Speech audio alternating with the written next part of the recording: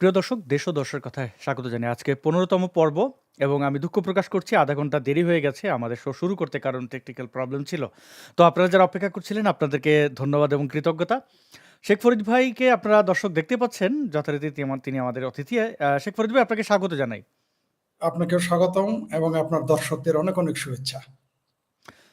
আপনার প্রতি বিশেষ কৃতজ্ঞতা যে এত ঝড়ঝাপটা পেরিয়েও আপনি আমাদের সাথে যুক্ত আছেন।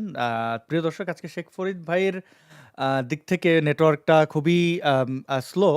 তারপরেও তিনি আমাদের সময় দিয়েছেন অনেকক্ষণ ধরে, আধা ঘন্টা ধরে চেষ্টার পর তাকে আমরা কানেক্ট করতে পেরেছি। এবং আহ, আমরা তাহলে কথা না বাড়াই, চলে যাই প্রসঙ্গে। প্রসঙ্গটি হচ্ছে ঢাকা বিশ্ববিদ্যালয়ে যে জামাত শিবির রাজাকারদের আহ, একচ্ছত্র বিজয়। এখন এটি বিজয় বলেন, কারচুপি বলেন, যাই হয়েছে হয়েছে, ঘটনা সত্য।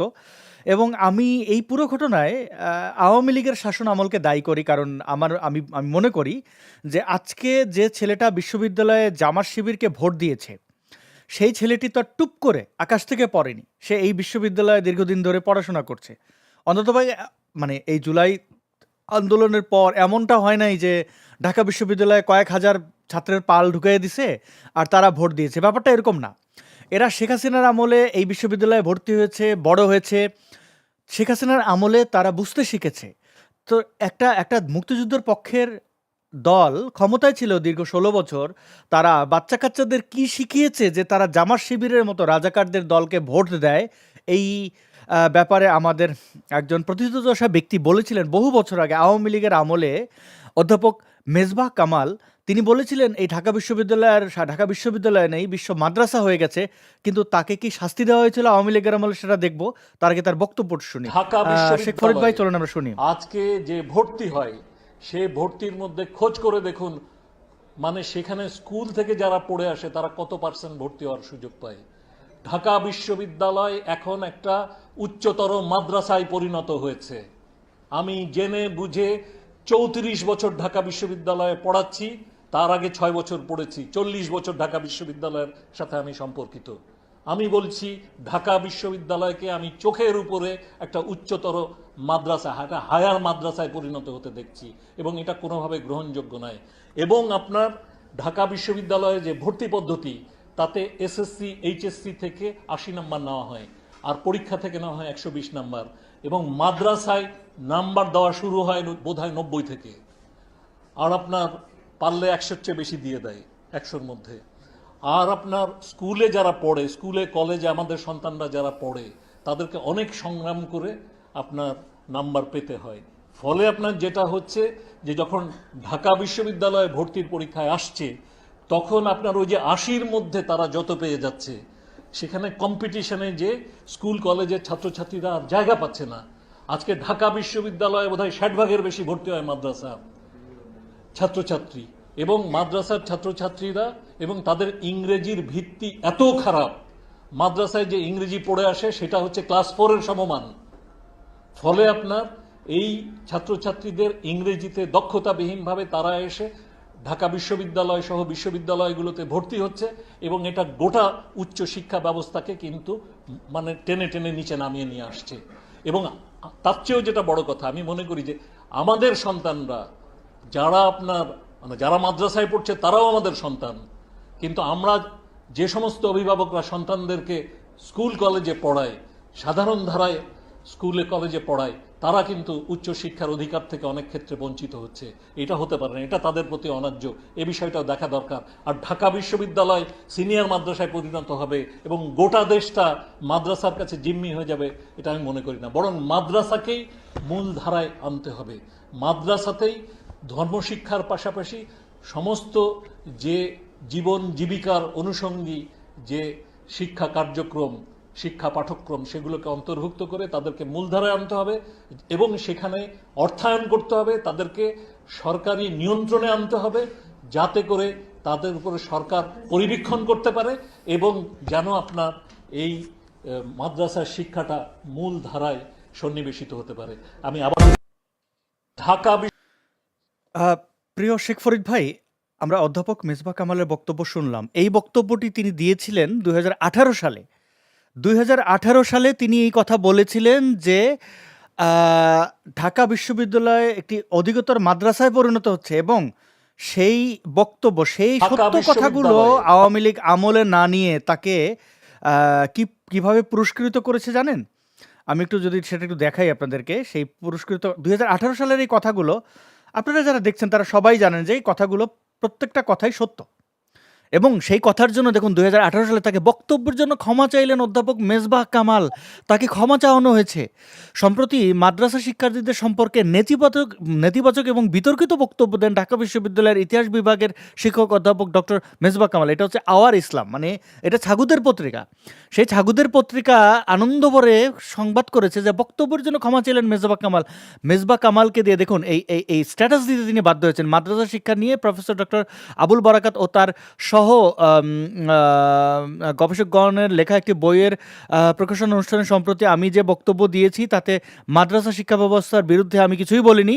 ইতিহাসের ছাত্র হিসেবে আমি জানি যে মাদ্রাসা শিক্ষা এদের এই ঐতিহ্য, মানে তিনি ফেসবুকে এটি স্পষ্ট করেছিলেন যে ওই যে সেই আবুল বরাকাত তাদের সেই সেই যে গবেষণা, সেই গবেষণালব্ধ বই এবং প্রচার নিয়ে তারা যে আলোচনাটি করেছিলেন, সেখানে মেজবাহ কামাল যে কথাগুলো বলেছিলেন তাকে আওয়ামী লীগের আমলে, হ্যাঁ, আওয়ামী লীগের আমলে তাকে ক্ষমা চাইতে হয়েছে। আওয়ামী লীগ বরং তাদের এই দোষ ত্রুটি না দেখে যারা ন্যায্য কথা বলেছিলেন তাদেরকে ক্ষমা চাইতে বাধ্য করা হয়েছিল। আজকে 2025 সালে এসে, অর্থাৎ এই 2018 সালের বক্তব্য 2024 সালে এসে আওয়ামী লীগের পতন ঘটালো। এই ঢাকা বিশ্ব মাদ্রাসা থেকেই কিন্তু আওয়ামী লীগের পতন হয়েছে। এই সমন্বয়ক গ্যাং, এই জুলাই সন্ত্রাসী, এই যে সার্জিস, হাসনাত, ফাসনাত, এই এখন যারা এই জামাত শিবির রাজাকারদের প্যানেল থেকে নির্বাচিত হয়েছে, এরা কারা? এরা সবাই ছাত্রলীগ ছিল। অর্থাৎ বিশ্ব মাদ্রাসার দিকে শেখ হাসিনা তা না তাকিয়ে তিনি আরও বিশ্ব মাদ্রাসা তৈরি করেছেন, একের পর এক মডেল মসজিদ তৈরি করেছেন। আজকে ঢাকা বিশ্ববিদ্যালয়ের যে চিত্র দেখছি তার রেজাল্ট তো আমরা 2024-এ দেখেছি। আজকে আমি একটা ছবি দেখাই, তাদের যে প্রত্যেকটা এই যে শিক্ষক নেটওয়ার্ক থেকে শুরু করে যাদেরকে তারা অ্যাপয়েন্ট করেছিল এবং অ্যাপয়েন্টকারীদের কাছ থেকে আমরা কি কি দেখেছি শেখ ফরিদ ভাই? আমরা দেখেছি ওই যে হায়াল্লাহ খালেদ দেখেছি, আমরা দেখেছি আসমান কাঁপে না, আল্লাহর আরশ কাঁপে না, কি অভিশাপ আসমান কাঁপে। এই মূর্খদের, এই মূর্খ শিক্ষকদের এখন শিক্ষার্থীদের দেখছি তারা বলছে তুমিও জানি আমিও জানি, তুমিও জানি আমিও জানি। মানে এদের পড়াশোনার কোনো শ্রী নাই। তাদের শিক্ষক যেরকম বলেছিল অভিশাপ আসমান কাঁপে, বাংলাটাও ঠিক মতো বলতে পারে না, অভিশাপে আসমান কাঁপে না বলে আবার এই যে দেখেন হিজাবি আর টি শার্ট, মানে শাহবাগী আর হিজাবি একইভাবে লাঠি নিয়ে বের হয়েছিল। এগুলো দেখে কিন্তু আন্দোলন যে নারীরা পারলে আমরা কেন পারবো না। এবং বর্তমানে এই অধপতন পুরো বিষয়টাতে আপনি আওয়ামী লীগের কেরামতি সম্পর্কে যদি আমাদেরকে একটু বলেন। সারা জীবন তো আওয়ামী লীগের পক্ষেই বললেন, শেখ ফরিদ ভাই ডিফেন্ড করে গেলেন, এখন এই যে ঢাকা বিশ্ববিদ্যালয় অধপতন, এই জন্য আওয়ামী লীগের একটু পক্ষেই বলেন, দেখি কি বলেন। আমার প্রিয় আসাদ নূর আমাকে কাট করাই দেয়। আমি সবসময় আওয়ামী লীগের পক্ষে বলি, সে আমাকে ক্লেম করে নাই, আওয়ামী লীগের পক্ষে বলে ক্লেম করেছে। আমার শুনতে পারলেন। যাই হোক, ধন্যবাদ। দর্শকদের আবারও শুভেচ্ছা জানিয়ে আমাদের আলোচনা শুরু। আপনি খুবই গুরুত্বপূর্ণ কথা বলেছেন এবং অধ্যাপক মেজবাউদ্দিনের ক্ষমা চাওয়ার বিষয় মেজবাহ কামাল, জি, আমি জানতাম না আসলে। হ্যাঁ, মেজবাহ কামাল, মেজবাউদ্দিন কামাল তাকে যে ক্ষমা চাইতে হয়েছিল এটা আমি জানতাম না। তবে এটা খুবই দুঃখজনক। একজন বিশ্ববিদ্যালয়ের শিক্ষক, বিশ্ববিদ্যালয় নিজেই হচ্ছে একটা স্বায়ত্তশাসিত, সে কারো কাছে কৈফিয়ত দিতে রাজি নয় এক্সেপ্ট প্রেসিডেন্ট, এবং সুপ্রিম কোর্ট ছাড়া কারো কাছে কৈফিয়ত দিতে রাজি নয়, এবং বিশ্ববিদ্যালয়ের শিক্ষক হিসেবে ট্রিট করা হয়। বিশ্ববিদ্যালয়ের শিক্ষকদের বক্তব্য রাজনৈতিক নয়, তাদের বক্তব্যে তারা, আপনার মনে আছে ঢাকা বিশ্ববিদ্যালয়ে কিন্তু একজন অধ্যাপক বলেছিলেন, তিনি আমারও খুব কাছের, তিনি আমাকে খুব স্নেহ করেন, তিনি বলেছিলেন, তিনি বিশ্ববিদ্যালয়টা বলেছিলেন, এই জন্য কিন্তু তাকে ক্ষমা চাইতে হয়েছে, কিন্তু তাকে ক্ষমা চাইতে হয় নাই। তিনি বলছেন আমি ক্ষমা চাইবো না এবং চান নাই। তরুণ না, আমার যেহেতু সিনিয়র, তিনি তরুণ কিভাবে হন, যাই হোক, তিনি কিন্তু এটার জন্য ক্ষমা চান না। আমি আশ্চর্য হয়ে গেলাম যে অধ্যাপক, ইতিহাসের প্রখ্যাত অধ্যাপক তিনি চেয়েছেন, এটা আমি জানতামই না। যাই হোক, অনেক কিছু অজানা থাকে। এটা খুবই দুঃখজনক একটা জাতির জন্য যে একজন বিশ্ববিদ্যালয়ের শিক্ষককে ক্ষমা চাইতে হবে। আসলে আপনি যেটা বলেছেন, এটা শুরু হয়েছিল এরশাদের আমলে, সম্ভবত 89 বা 90, মানে একেবারে শেষের দিকে এরশাদ সরকারে, তখন মাদ্রাসার শিক্ষক ছাত্রদের বিশ্ববিদ্যালয়ের সমমানের সনদ দেওয়া হয়, এবং তখন থেকে তাদের এই ভর্তির প্রক্রিয়া কিভাবে বিশ্ববিদ্যালয়ে তাদের অ্যাডজাস্ট করা যায় বা তাদের বিশ্ববিদ্যালয়ে আনা যায় আলিয়া মাদ্রাসা, মূলত এরশাদের আমল থেকে শুরু হয়েছিল। তারপর ডে বাই ডে এভাবে ইনক্রিজ করে করে সর্বশেষ আওয়ামী লীগ সরকারের আমলে সরাসরি কওমি মাদ্রাসা থেকে আসা শুরু করেছিল, এরকম একটা অবস্থা। তো এটা আমাদের জাতির জন্য খুবই মানে আত্মঘাতী শেখ সিদ্ধান্ত ফরিদ ভাই, হয়েছে। শেখ ফরিদ আমার ভাই ধারণা একটু এই আমি বিষয়ে দুঃখিত, একটা লাইন শুধু যুক্ত করি। শেখ ফরিদ ভাই, আপনি এটা আমার সাথে একমত হবেন আমি জানি।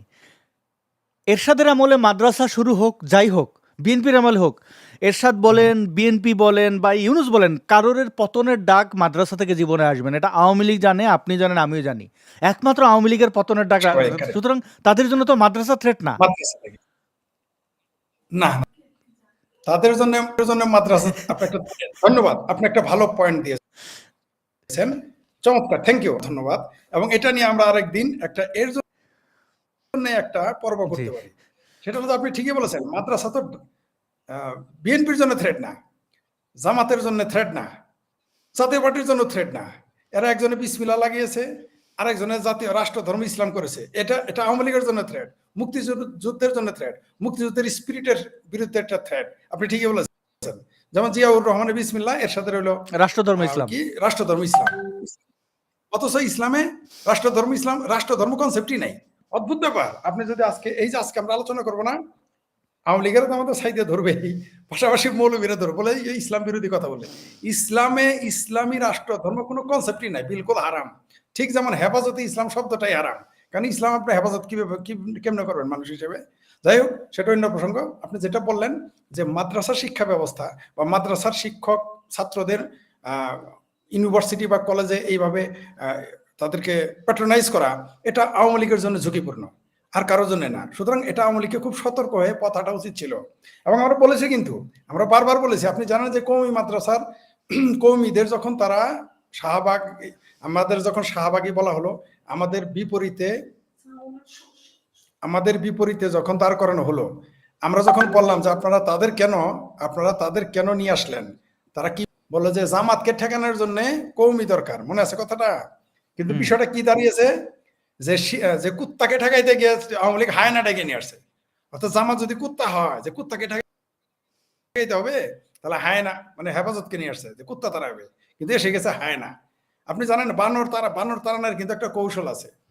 বানর তাড়াইতে গেলে আপনাকে লাগবে কি, আপনি যদি আপনার 500 মিটারের মধ্যে 2টা হনুমান রাখেন, আশেপাশে কোনো আসবে না, বানর আসবে না, এটা জানেন?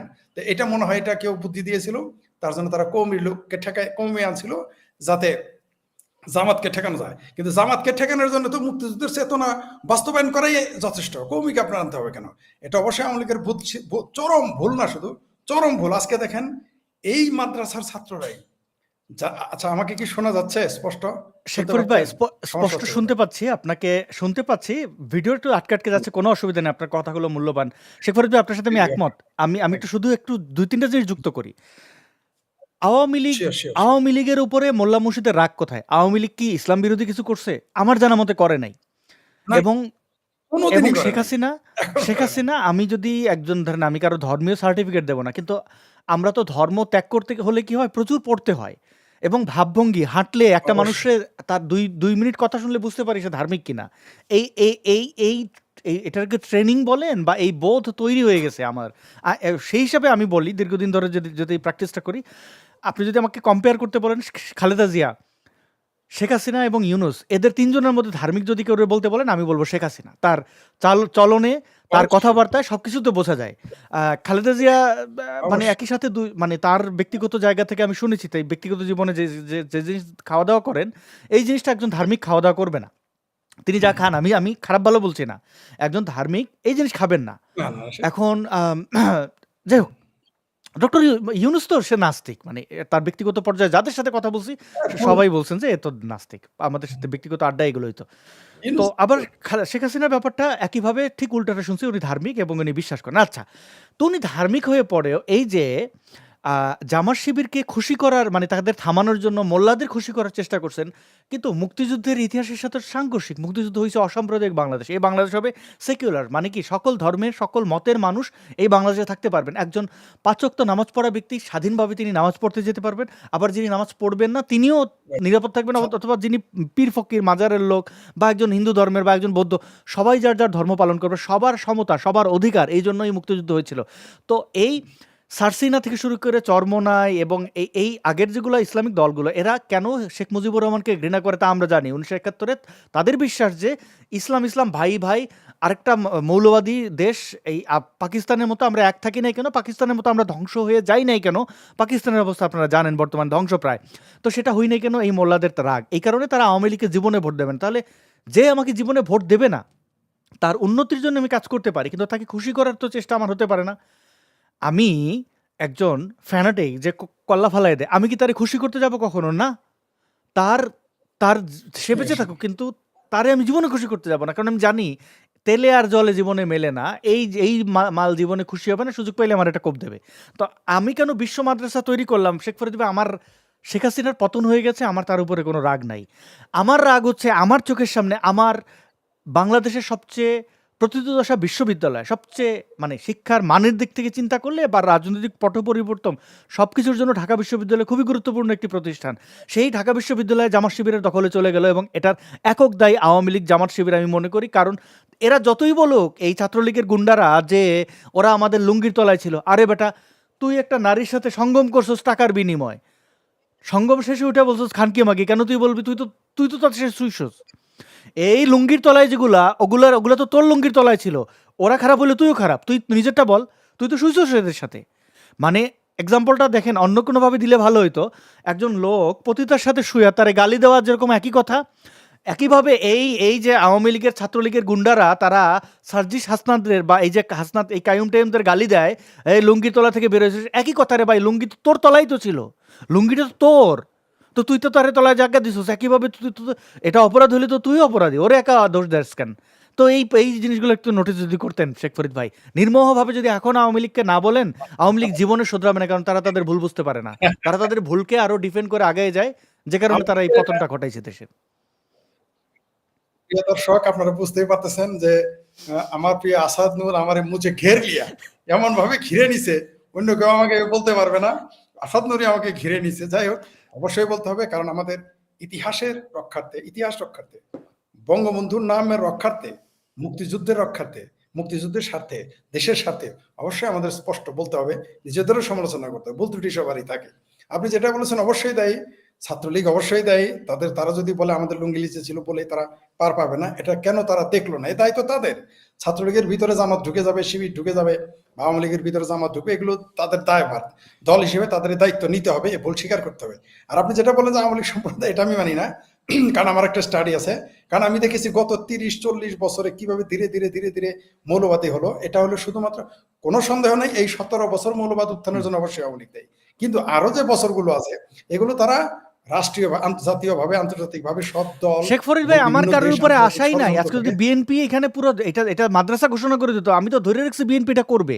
বিএনপি দলটাই তো এমন, এই যে ফজলুর রহমান তার রাজনৈতিক কার্যক্রম নিষিদ্ধ করে দিয়েছে, আমি এটা নিয়ে কোনো ভিডিও করি না, কারণ আমি এটা বিএনপির কাছ থেকে আশাই করি না, আমি জামাতের কাছ থেকে আশা করি না, আমি আওয়ামী লীগের কাছ থেকে আশা করি। রাইট, বুঝতে পারছি আপনার ক্ষোভ, আমি বুঝতে পারছি আপনার ক্ষোভ জায়েজ।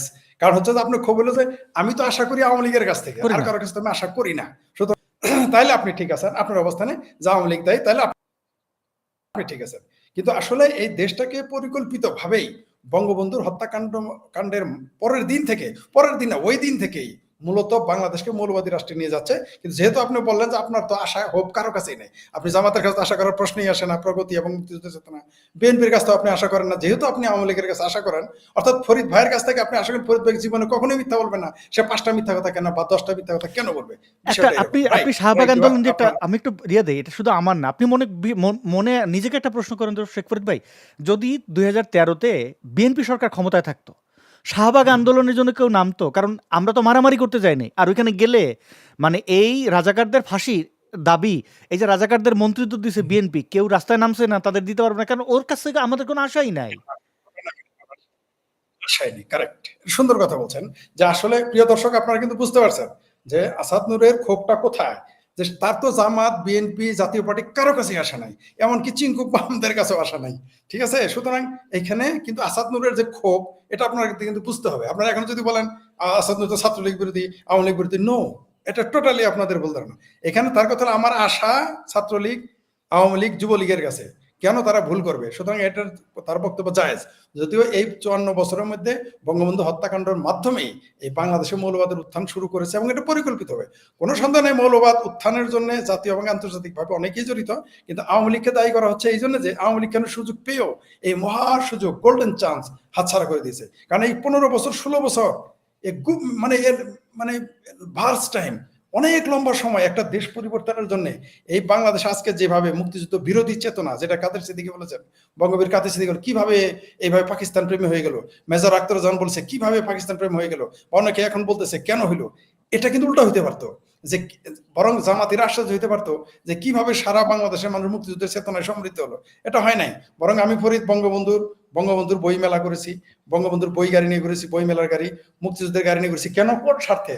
ওইখানে তো আমার স্বার্থ ছিল না, আমি চাইছিলাম বাংলাদেশ আমার মুক্তিযুদ্ধের চেতনাকে ধারণ করুক, এটা ছড়িয়ে যাক। তো এগুলো যদি আওয়ামী লীগ করতো তাহলে আজকে এই প্রশ্নটা হতো না। অবশ্যই এই সেন্সে আওয়ামী লীগ, কিন্তু এটা সবচেয়ে ক্ষতি কিন্তু আওয়ামী লীগের হয়েছে। আজকে দেখেন কারা সবচেয়ে বেশি ভিকটিম, বাংলাদেশ আওয়ামী লীগ। কারা সবচেয়ে বড় ভিকটিম? ছাত্রলীগ। কারা সবচেয়ে বড় ভিকটিম? যুবলীগ। এরা কিন্তু ভিকটিম হবে এটা আমরা বুঝতে পারছিলাম, তারা বুঝতে পারে নাই। কারণ আমরা তো খেলার মাঠেতে বাইরে থেকে দেখতেছি যে কোথায় তারা শুটটা করতেছে, কোথায় তারা হ্যান্ডবল করতেছে, কোথায় গোলের চান্সটা মিস করছে। বিষয়টা এরকম, আপনি যেটা বলতেছেন যে তারা গোল দেওয়ার চান্স পেয়ে তারা গোল দিয়ে পেনাল্টি কিক তারা মিস করছে। আপনি মাঠে কাজ করছেন, আমি আপনাকে একটা অনেস্টলি প্রশ্ন করি, আর সত্য উত্তর দেবেন, কিন্তু কোনো কোনো কোনো ঘোরাবেন না। আমি শিওর, যেহেতু আপনি মাঠে কাজ করছেন, আপনি আওয়ামী লীগের কাছ থেকে বিভিন্ন সময় লাথি উষ্টা খাইছেন, এটা কনফার্ম। খাইনি আপনি, মানে প্রগতিশীল মানুষ হিসেবে আপনি এটা খাইছেন। যদিও আপনার বয়স অনেক বেশি, আপনি অনেক কিছু দেখছেন। এই জুলাইয়ের আন্দোলনে আমি দেখছি যে আপনি বারবার এটা বলছেন যে শেখ হাসিনাকে ফেলানো যাবে না, হ্যাঁ। কিন্তু আমি আপনাকে ব্যক্তিগতভাবে শ্রদ্ধা করি হিসাবে আমি আপনার কাউন্টার দেই নাই, কিন্তু আমার মনে হয়েছে যে আপনি এটা কেন করতেছেন, আপনার এই সময় চুপ থাকা উচিত ছিল।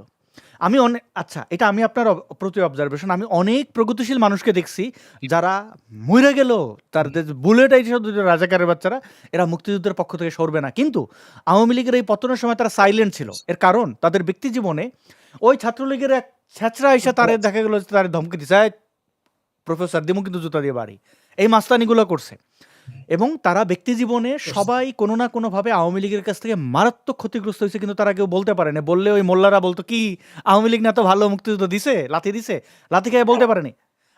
আমরা পোলাপান এখন যেরকম জেনজিদেরকে আপনারা এই যে তারা বলে, তারা এই যে মানুষের প্রাইভেট পার্ট নিয়ে তারা রাজনৈতিক স্লোগান দেয়, আমরা তো মিলেনিয়াল, আমরা তো বেয়াদব ছিলাম না, আমরা শাহবাগে একটা স্লোগান বেয়াদবি দেই নাই। আমরা যে জেনারেশন, সেই জেনারেশন বেয়াদবি করি নাই। কিন্তু আমাদের পিটাইছে না ছাত্রলীগ, গণজাগরণ ভেঙে দিয়েছে না, বন্ধুত্ব করছে জামাত শিবিরের সাথে। আমি বিশ্বাস করি এই প্রগতিশীল মানুষজন, নাস্তিক বাদ দেন, নাস্তিকরা খারাপ, এখনো ছাত্রলীগ আল্লামা লীগরা বলে যদি আওয়ামী লীগ আমাদেরকে মানে সরাসরি লাথি না মারতো, আমাদের ইয়ের দরকার নেই, ভালোবাসার দরকার নেই, তোমার প্রেম আমি চাই না, তুমি আমাকে মুক্তিযুদ্ধের কোর জায়গায় তোমার যে আদর্শ সেই জায়গায় এসে যদি আমাদের সাথে বেইমানি না করতা, তুমি বলো তুমি জামাত শিবির, তুমি এই যে বিএনপি, তুমি দাও এদের মন্ত্রিত্ব দাও, আমরা কিছু বলবো না। কিন্তু তুমি বঙ্গবন্ধুর দল আওয়ামী লীগ মুক্তিযুদ্ধের নেতৃত্বকারী দল যখন এসে আমাদের লাথি মারে, তখন আমরা কিন্তু এই আওয়ামী লীগের ব্যাপারে চুপ ছিলাম। এই যে জুলাই পতন, আপনি দেখবেন, আপনি লাখ লাখ মানুষ পাবেন যারা শেখ হাসিনা পতনে সেলিব্রেট করে নাই, স্বাধীনতা কোনো কিছু না, চুপ ছিল। এক সপ্তাহ তাদের খুঁজেও পাবেন না এই পতনের পরে। কারণটা কি? তারা এটা চায় নাই, কিন্তু পতনটা যে হয়েছে এটা অবধারিত ছিল। এই মানুষগুলোকে যদি শেখ হাসিনা, আওয়ামী লীগ যদি এই মোল্লাদের আপন হেফাজতের কিভাবে আগলায় নিছে এটা তো বলতে হবে না।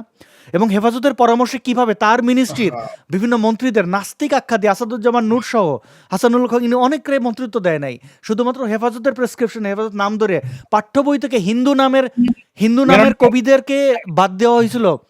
ভাই এগুলো বলতে গেলে অনেক লম্বা। এদের সাথে যদি এই গাদ্দারিটা না করতো, আওয়ামী লীগের জন্য অন্ততপক্ষে এই মানুষগুলো, আমি লাখ লাখ মানুষের কথা বলতে পারি, এই মোল্লাদের টাকা পয়সা দিছে, রেলের জমি দিছে, তারপরে গাদ্দারি করছে, এই প্রগতিশীল মানুষগুলো গাদ্দারি করতো না, বরং জীবন দিয়ে দিত। এটা আমি জানি।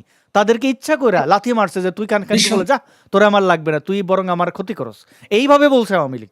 সুতরাং তাদের পতন অবধারিত, এবং তারা যে কাজটা করছে, এই যে ঢাকা বিশ্ববিদ্যালয় বা ঢাকা বিশ্ববিদ্যালয় মাদ্রাসায় পরিণত করা, এটা তো আওয়ামী লীগের দায়িত্ব ছিল আবর্জনা পরিষ্কার করা।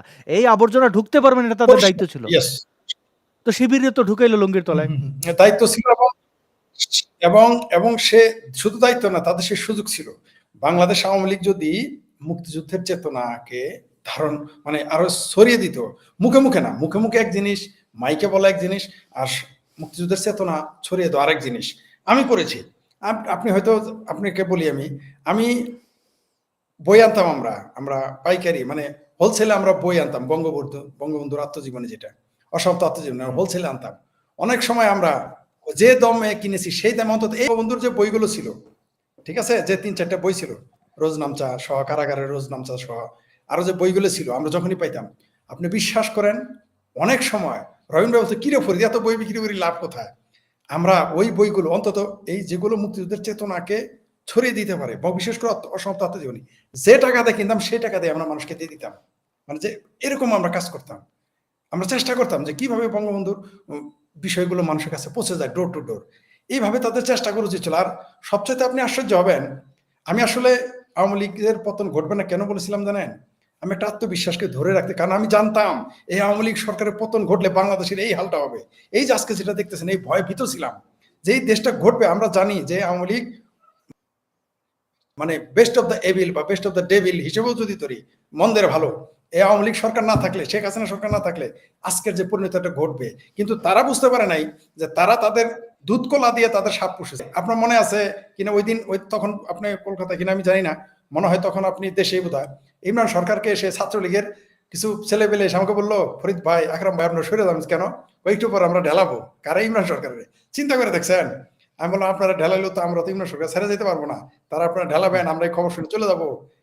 পরে কি করলো, পাথর দিয়ে না ঢেলায় অন্য কিছুতে ঢেলাইলো, আমাদের একেবারে ঢেলে, এমনকি আমাদের কি করলো জানেন, ইমরান সরকার সহ আমাদের সকলকে নিয়ে গেল শাহবাগ থানা, ওইখানে প্রায় ৫-৭ ঘন্টা আটকে রেখেছিল। তারপর যাই হোক আমরা যেভাবে চলে আসছি। আপনি ঠিকই বলছেন, আজকে গণজাগরণ মঞ্চটা যদি দাঁড়িয়ে থাকতো, গণজাগরণ মঞ্চটাকে যদি ভেঙে না দিত, হয়তো আওয়ামী লীগ সরকার এইরকম পতনটা ঘটতো না। কারণ আরো কিছু মানুষ তৈরি হতো। একদিকে গণজাগরণ মঞ্চের মতো একটি মুক্ত চিন্তক এবং মুক্তিযুদ্ধের পক্ষের শক্তিকে ভ্যানিশ করা হয়েছে, পাশাপাশি এই শাপলা চত্বরের সাপদের দুধ কলা দিয়ে পুষেছে। আমি বারবার তখন লিখতাম যে সাপ পুষতে, আমি বারবার লিখেছি তখন ছড়াটা, আমরা দেখবেন আমার ফেসবুকে, সাপ পুষতেছো পুষো, সময় মতো সবল দিলে আমাদের যেন না দোষ। এটা আমি ২ মাস পর পরে ছাত্রলীগের কিছু সুবিধাবাদী এই কিছু গ্যাং, এদের ছিপি গ্যাং ট্যাং, অনেক গ্যাং নাম ছিল, এদের রাগ যে হ্যাঁ আমরা কি মুক্তিযুদ্ধের পক্ষের না, এই শাহবাগের এরা এগুলো করে নিল, আমাদের একটা পাল্টা শাহবাগ লাগবে। ওরা একটা শাহবাগ ওরা আর একটা গণজাগরণ মঞ্চ বানাইলো অন্য ব্যানারে। ওরা বানায়, ওদের কাজই ছিল গণজাগরণ মঞ্চের উপরে আক্রমণ করা, প্রত্যেকদিন পেটাবে, এটাই ওদের কাজ। ওরা একটা মিছিল দিয়ে আসতো। ওরাই কিন্তু ওই যে খালেদা জিয়ার, আপনার মনে আছে খালেদা জিয়ার একটা ভাস্কর্য বানাইছিল, যে হাতে পেট্রোল বোমা, ওরাই কিন্তু ওরাই বদমাশিগুলো করতো। এরা বেয়াদব। এই যে ধরেন এই যে এনসিপির এই বেয়াদব টাইপের ছাত্রলীগের এই গ্রুপটা, তো ওদের তো শেখ হাসিনা বলতে পারতো যে তোমরা আমাদের প্রেশার গ্রুপ হইয়া শাহবাগের নামেই করো, গণজাগরণের নামেই করো, তোমরা সরকারের প্রেশার দাও না। প্রেশার গ্রুপ বানাইছে হেফাজত থেকে। না, এরা এইটার সমস্যাটা তো ওইখানেই। অর্থাৎ আওয়ামী লীগের যে, এখন আওয়ামী লীগের বন্ধুরা হয়তো বলবে আমাদের সমালোচনা করে, ভাইরে ভাই, সমালোচনা কাজ করলে তো সমালোচনা করতেই হবে।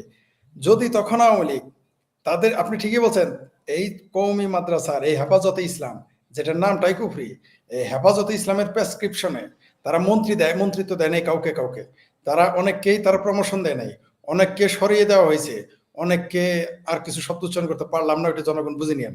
তো এইভাবে তারা চাপে রেখেছে, কিন্তু মুক্তিযুদ্ধের পক্ষের যে মানুষ তাদেরকে তারা সাপোর্ট দেয় না। আপনি দেখেন আজকে একটা অদ্ভুত তথ্য দেখেন, বদরুদ্দিন উমর একজন নাস্তিক, নাস্তিক, যিনি লাইভ টেলিভিশনে আজ পর্যন্ত, ডক্টর আহমেদ শরীফ বাংলাদেশের প্রথম স্বঘোষিত নাস্তিক, নো ডাউট, কিন্তু টিভি চ্যানেলের সামনে বসে আইসা কোনোদিন কেউ বলে নাই আল্লাহ মানি না, কোনোদিন বলে নাই আল্লাহর কি দরকার আছে, এইভাবে কিন্তু কেউ আজ পর্যন্ত বলে নাই। এখন বদরুদ্দিন উমর বলেছে, অথচ এই বদরুদ্দিন উমরের মৃত্যুতে আপনি দেখেন তারেক রহমান বিবৃতি দিয়েছে, জামাত বিবৃতি দিয়েছে, হেফাজত বিবৃতি দিয়েছে, সব লোক বিবৃতি দিয়েছে। কেন? এই জায়গায় তারা কিন্তু কেন এক হয়েছে জানেন? এরা এই জন্য ঐক্যবদ্ধ হয়েছে যে এরা স্বাধীনতার বিরোধিতায়, মুক্তিযুদ্ধ বিরোধিতায়, বঙ্গবন্ধু বিরোধিতায়, জয় বাংলা বিরোধিতায়, আওয়ামী লীগ বিরোধিতায়, শেখ হাসিনা বিরোধিতায়, ভারত বিরোধিতায়, এরা সবাই এক। তাই বদরুদ্দিন উমরকে তারা সেলিব্রেট করেছে, তার মৃত্যুকে তারা উদযাপন করেছে এক হিসেবে। কিন্তু ডক্টর হুমায়ুন আজাদ স্যার যখন মারা গেছে, বাংলাদেশ আওয়ামী লীগ ছাড়া কেউ কিন্তু তার নাম টেনে নাই, এমনকি ঢাকা বিশ্ববিদ্যালয় তাকে কবর দিতে দেয় নাই। সেই ঢাকা বিশ্ববিদ্যালয় তখন কবর দিতে দেয় নাই, অথচ বদরুদ্দিন উমর যিনি পারনাস থেকে এসে বললো আল্লাহ কি, আল্লাহর কি দরকার, মানুষ কেন দরিদ্র রাখবে, কেন এটা করবে এটা করবে, বিভিন্ন কথা বলছে। দেখেন তার বেলায় জামাত ইসলাম বিবৃতি দিল, অদ্ভুত। এটা কিন্তু আওয়ামী লীগ শিখে নাই তাদের কাছে। আওয়ামী লীগ কিন্তু আমাদের বা আপনার বা আরো যারা আছেন তাদের কঠোর আমার কম করে, আমার খুব কম সমালোচনা করে বা নামমাত্র, কারণ আপনাদের ভাষা আমি তো আওয়ামী লীগের পক্ষে বলি, হয়তো এই জন্য আমার সমালোচনা করে না, কিন্তু আপনাদের কঠোর সমালোচনা করে। কিন্তু দেখেন বদরুদ্দিন উমর, বদরুদ্দিন উমর কিন্তু জামাতেরও সমালোচনা করেছে, কিন্তু জামাত টু শব্দটি করে নাই, তার পক্ষেই থাকছে। কিন্তু আওয়ামী লীগ এই কাজটা করে নাই, সেটা হলো তারা মুক্তিযুদ্ধের পক্ষের মানুষকে অন্তত একটি স্বার্থে, যে এরা মুক্তিযুদ্ধের পক্ষে কথা বলে এদের আমরা সমালোচনা করবো না, এই দিকে তারা যেতে পারে নাই। এই দিকে তারা বিএনপি জামাত বা হেফাজতের, আপনি দেখেন সর মনে হয় জামাতের কি না প্রীতি এখন হয়েছে, এই দেখেন মানে আওয়ামী লীগ চাইলে ইগনোর করতে পারতো, আওয়ামী লীগ ইগনোর করতে পারতো যাদের যাদের তাদের পছন্দ না। দেখেন আরেকটা কথা বলি, আপনি শুধু বদরুদ্দিন ওমরের কথা বলছেন, মানে কিছু জিনিস আওয়ামী লীগের বেকুবগুলা এরা এরা এতটাই রাজনৈতিকভাবে দেউলিয়ে হয়েছে, ওরা এখনো জানে না যে ওদের ওদের পক্ষে কে আর বিপক্ষে কে।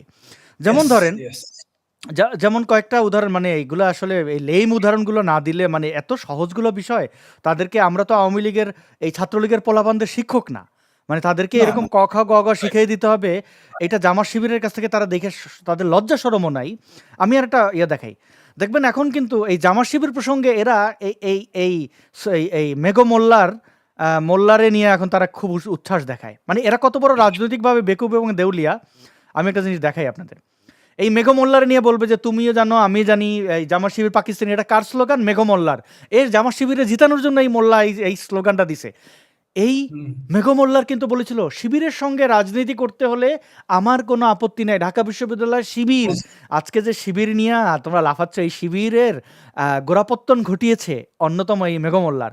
এই মেঘ মোল্লার বলেছিল বঙ্গবন্ধুর যে প্রতিকৃতি ঢাকা বিশ্ববিদ্যালয়, সেখানে গিয়ে যে দুঃশাসনের প্রতীক হিসাবে বঙ্গবন্ধুর ভাস্কর্য ভাঙা সঠিক কাজ হয়েছে। ধানমন্ডির ৩২-এর পরে এরা উল্লাস করেছে ঢাকা বিশ্ববিদ্যালয়ে এই বঙ্গবন্ধুর পাশে বঙ্গবন্ধুর খুনিদের ছবি এবং গাদ্দারদের ছবি বসিয়ে এবং ঘৃণাস্তম্ভ তৈরি করার জন্য শেখ হাসিনার যে ছবিটা, ঘৃণাস্তম্ভ, জুতার মালা পরানো, এই মেঘ মোল্লার। এই বেকুবগুলা, ছাত্রলীগের বেকুবগুলা পড়াশোনা বাদ দিছে তো দিছে, সামাজিক যোগাযোগের মাধ্যমে কি বলতে হবে কে শত্রু কে মিত্র তাও জানে না।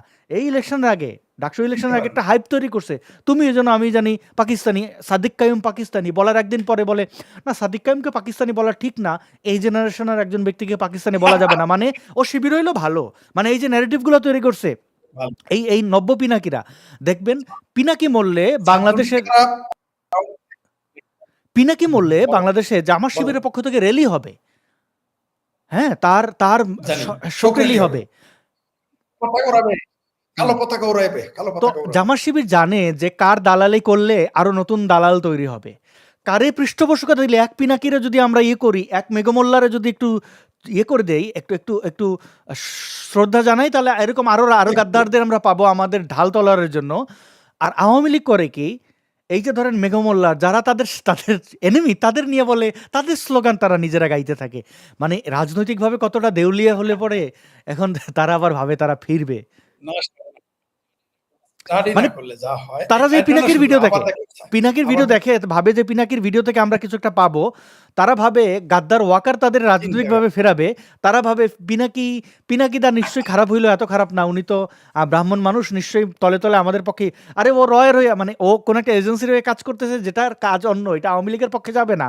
আবার এই মেঘমোল্লারদের স্লোগান নিয়ে দাঁড়ায় যে মেঘমোল্লার তো একজন প্রকৃতি একটা পাইছি ঢাকা বিশ্ববিদ্যালয় আমাদের পক্ষের, ওরা জানে না ওদের পক্ষের কে আর বিপক্ষের কে। এইবার আপনি বলেন যে আপনি আওয়ামী লীগের ভাবতেছেন যে আপনি যাদের ওদের ওদের একটু জ্ঞান দিচ্ছিলেন না, একটু মনে করে দিলাম, শেখ ফরিদ ভাই, বদরুদ্দিন ওমররা তো এই দেশে সম্মানিত হবেই জামাত শিবিরদের কাছ থেকে, এটা দেখে তো আওয়ামী লীগ শিখবে না, শিখবে না এরা, কারণ এরা সম্মানিত হবে এই জন্য জামাতের কাছে, কারণ বঙ্গবন্ধুর বিরোধী তিনি, মুক্তিযুদ্ধের বিরুদ্ধে, ভারতের বিরুদ্ধে। অথচ অদ্ভুত ব্যাপার, এই বদরুদ্দিন উমরের বাপ মা ভারতীয়, সেও জন্মেছে ভারতে, তার ভাষাও ভারতের হিন্দুস্তানি ভাষা, তার আপনার উর্দু ভাষা। অদ্ভুত ব্যাপার, এই লোকগুলোকে জামাত ভালো পারবে, এটাই স্বাভাবিক, কারণ বাংলাদেশে একটা নতুন সৃষ্টি হয়েছে।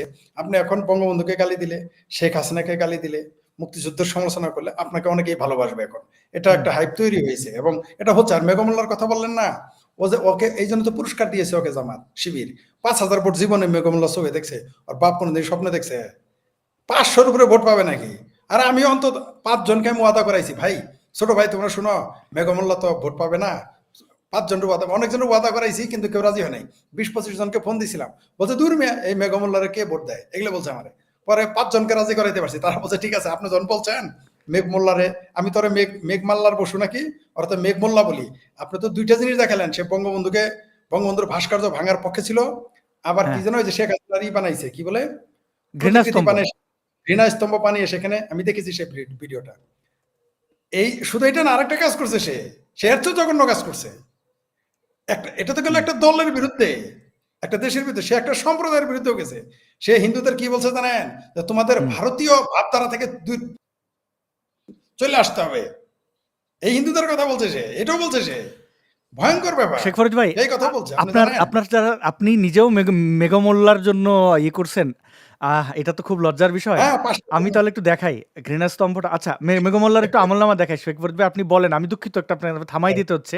আমি এটা চাই নাই দেখাইতে। শিওর আমি শিওর শিওর। দেখেন, ও ইলেকশন করছে, দেখান। ও ইলেকশন করছে, আমি ওর বিরুদ্ধেও কিছু বলি নাই, পক্ষেও কিছু বলি নাই। আমি তো ওর চিনি, কিন্তু আমি ওর পক্ষে বিপক্ষে যাই নাই কেন, যে আমি ওরে আসলে দিতে চাই না। এই যে খুনি, এই যে হাসিনার ঘৃণাস্তম্ভ, আপনি, আমি আর একটু দেখাই। এই যে স্তম্ভটা, এইটাকে, এই যে জুতা পরানো, এগুলোর ক্ষেত্রে, এটা তো ঢাকা বিশ্ববিদ্যালয়ের টিএসসিতে আপনারা জানেন। কি ব্যাপার, আর শেখ ফরিদ ভাইয়ের ওইখানে নেট স্লো, আমার এখানে কেন হইলো? আমার এখানে তো নেট স্লো হওয়ার কোনো কারণই নাই। আহ, হ্যাঁ যাই হোক, আচ্ছা আমি দেখাই। এই জিনিসটা আপনারা জানবেন যে একবার মুছে দেওয়া হয়েছিল, হ্যাঁ, মুছে দেওয়া, এই যে হ্যাঁ মুছে দেওয়া হ্যাঁ হইলো। মুছে দেওয়ার পরে এই মেঘমল্লাররা এটা করাইছেও মেঘরা, আবার এই মুছে দেওয়ার পরে এই ছাত্র হ্যাঁ ইউনিয়নের পোলাপানরা যাই এইটারে কিন্তু আবার এটা বানাইছে, এটা পরে বানাইছে। হ্যাঁ, এটা ছিল ছবি। এই, হ্যাঁ, মেঘমল্লাররা, এবার একটু আমার একটু 2 মিনিট সময় দেবেন, আমি একটু দেখাই যে মেঘমল্লার, সে আমার সাথে এত বড় গাদ্দারি করার পরেও আমি কিন্তু, মানে সে আমাকে মিথ্যা ট্যাগ দিছে, তারপরে আমি তার ব্যাপারে, তার ইলেকশনের সময় আমি তারে ছুরিটা মারি নেই। দেখেন, আমি তাহলে দেখাই।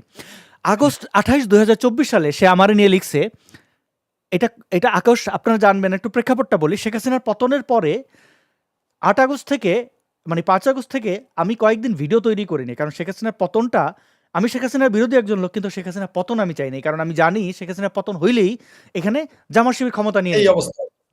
আমি চুপচাপ ছিলাম ইয়েস কয়েকদিন। ইয়েস। তারপরে এই যে শেখ হাসিনার মানে বাড়ি ভাঙচুর, এরপরে অন্তর্বাস এবং ভাঙচুর, আমি ধুমে এদের সমালোচনা শুরু করি।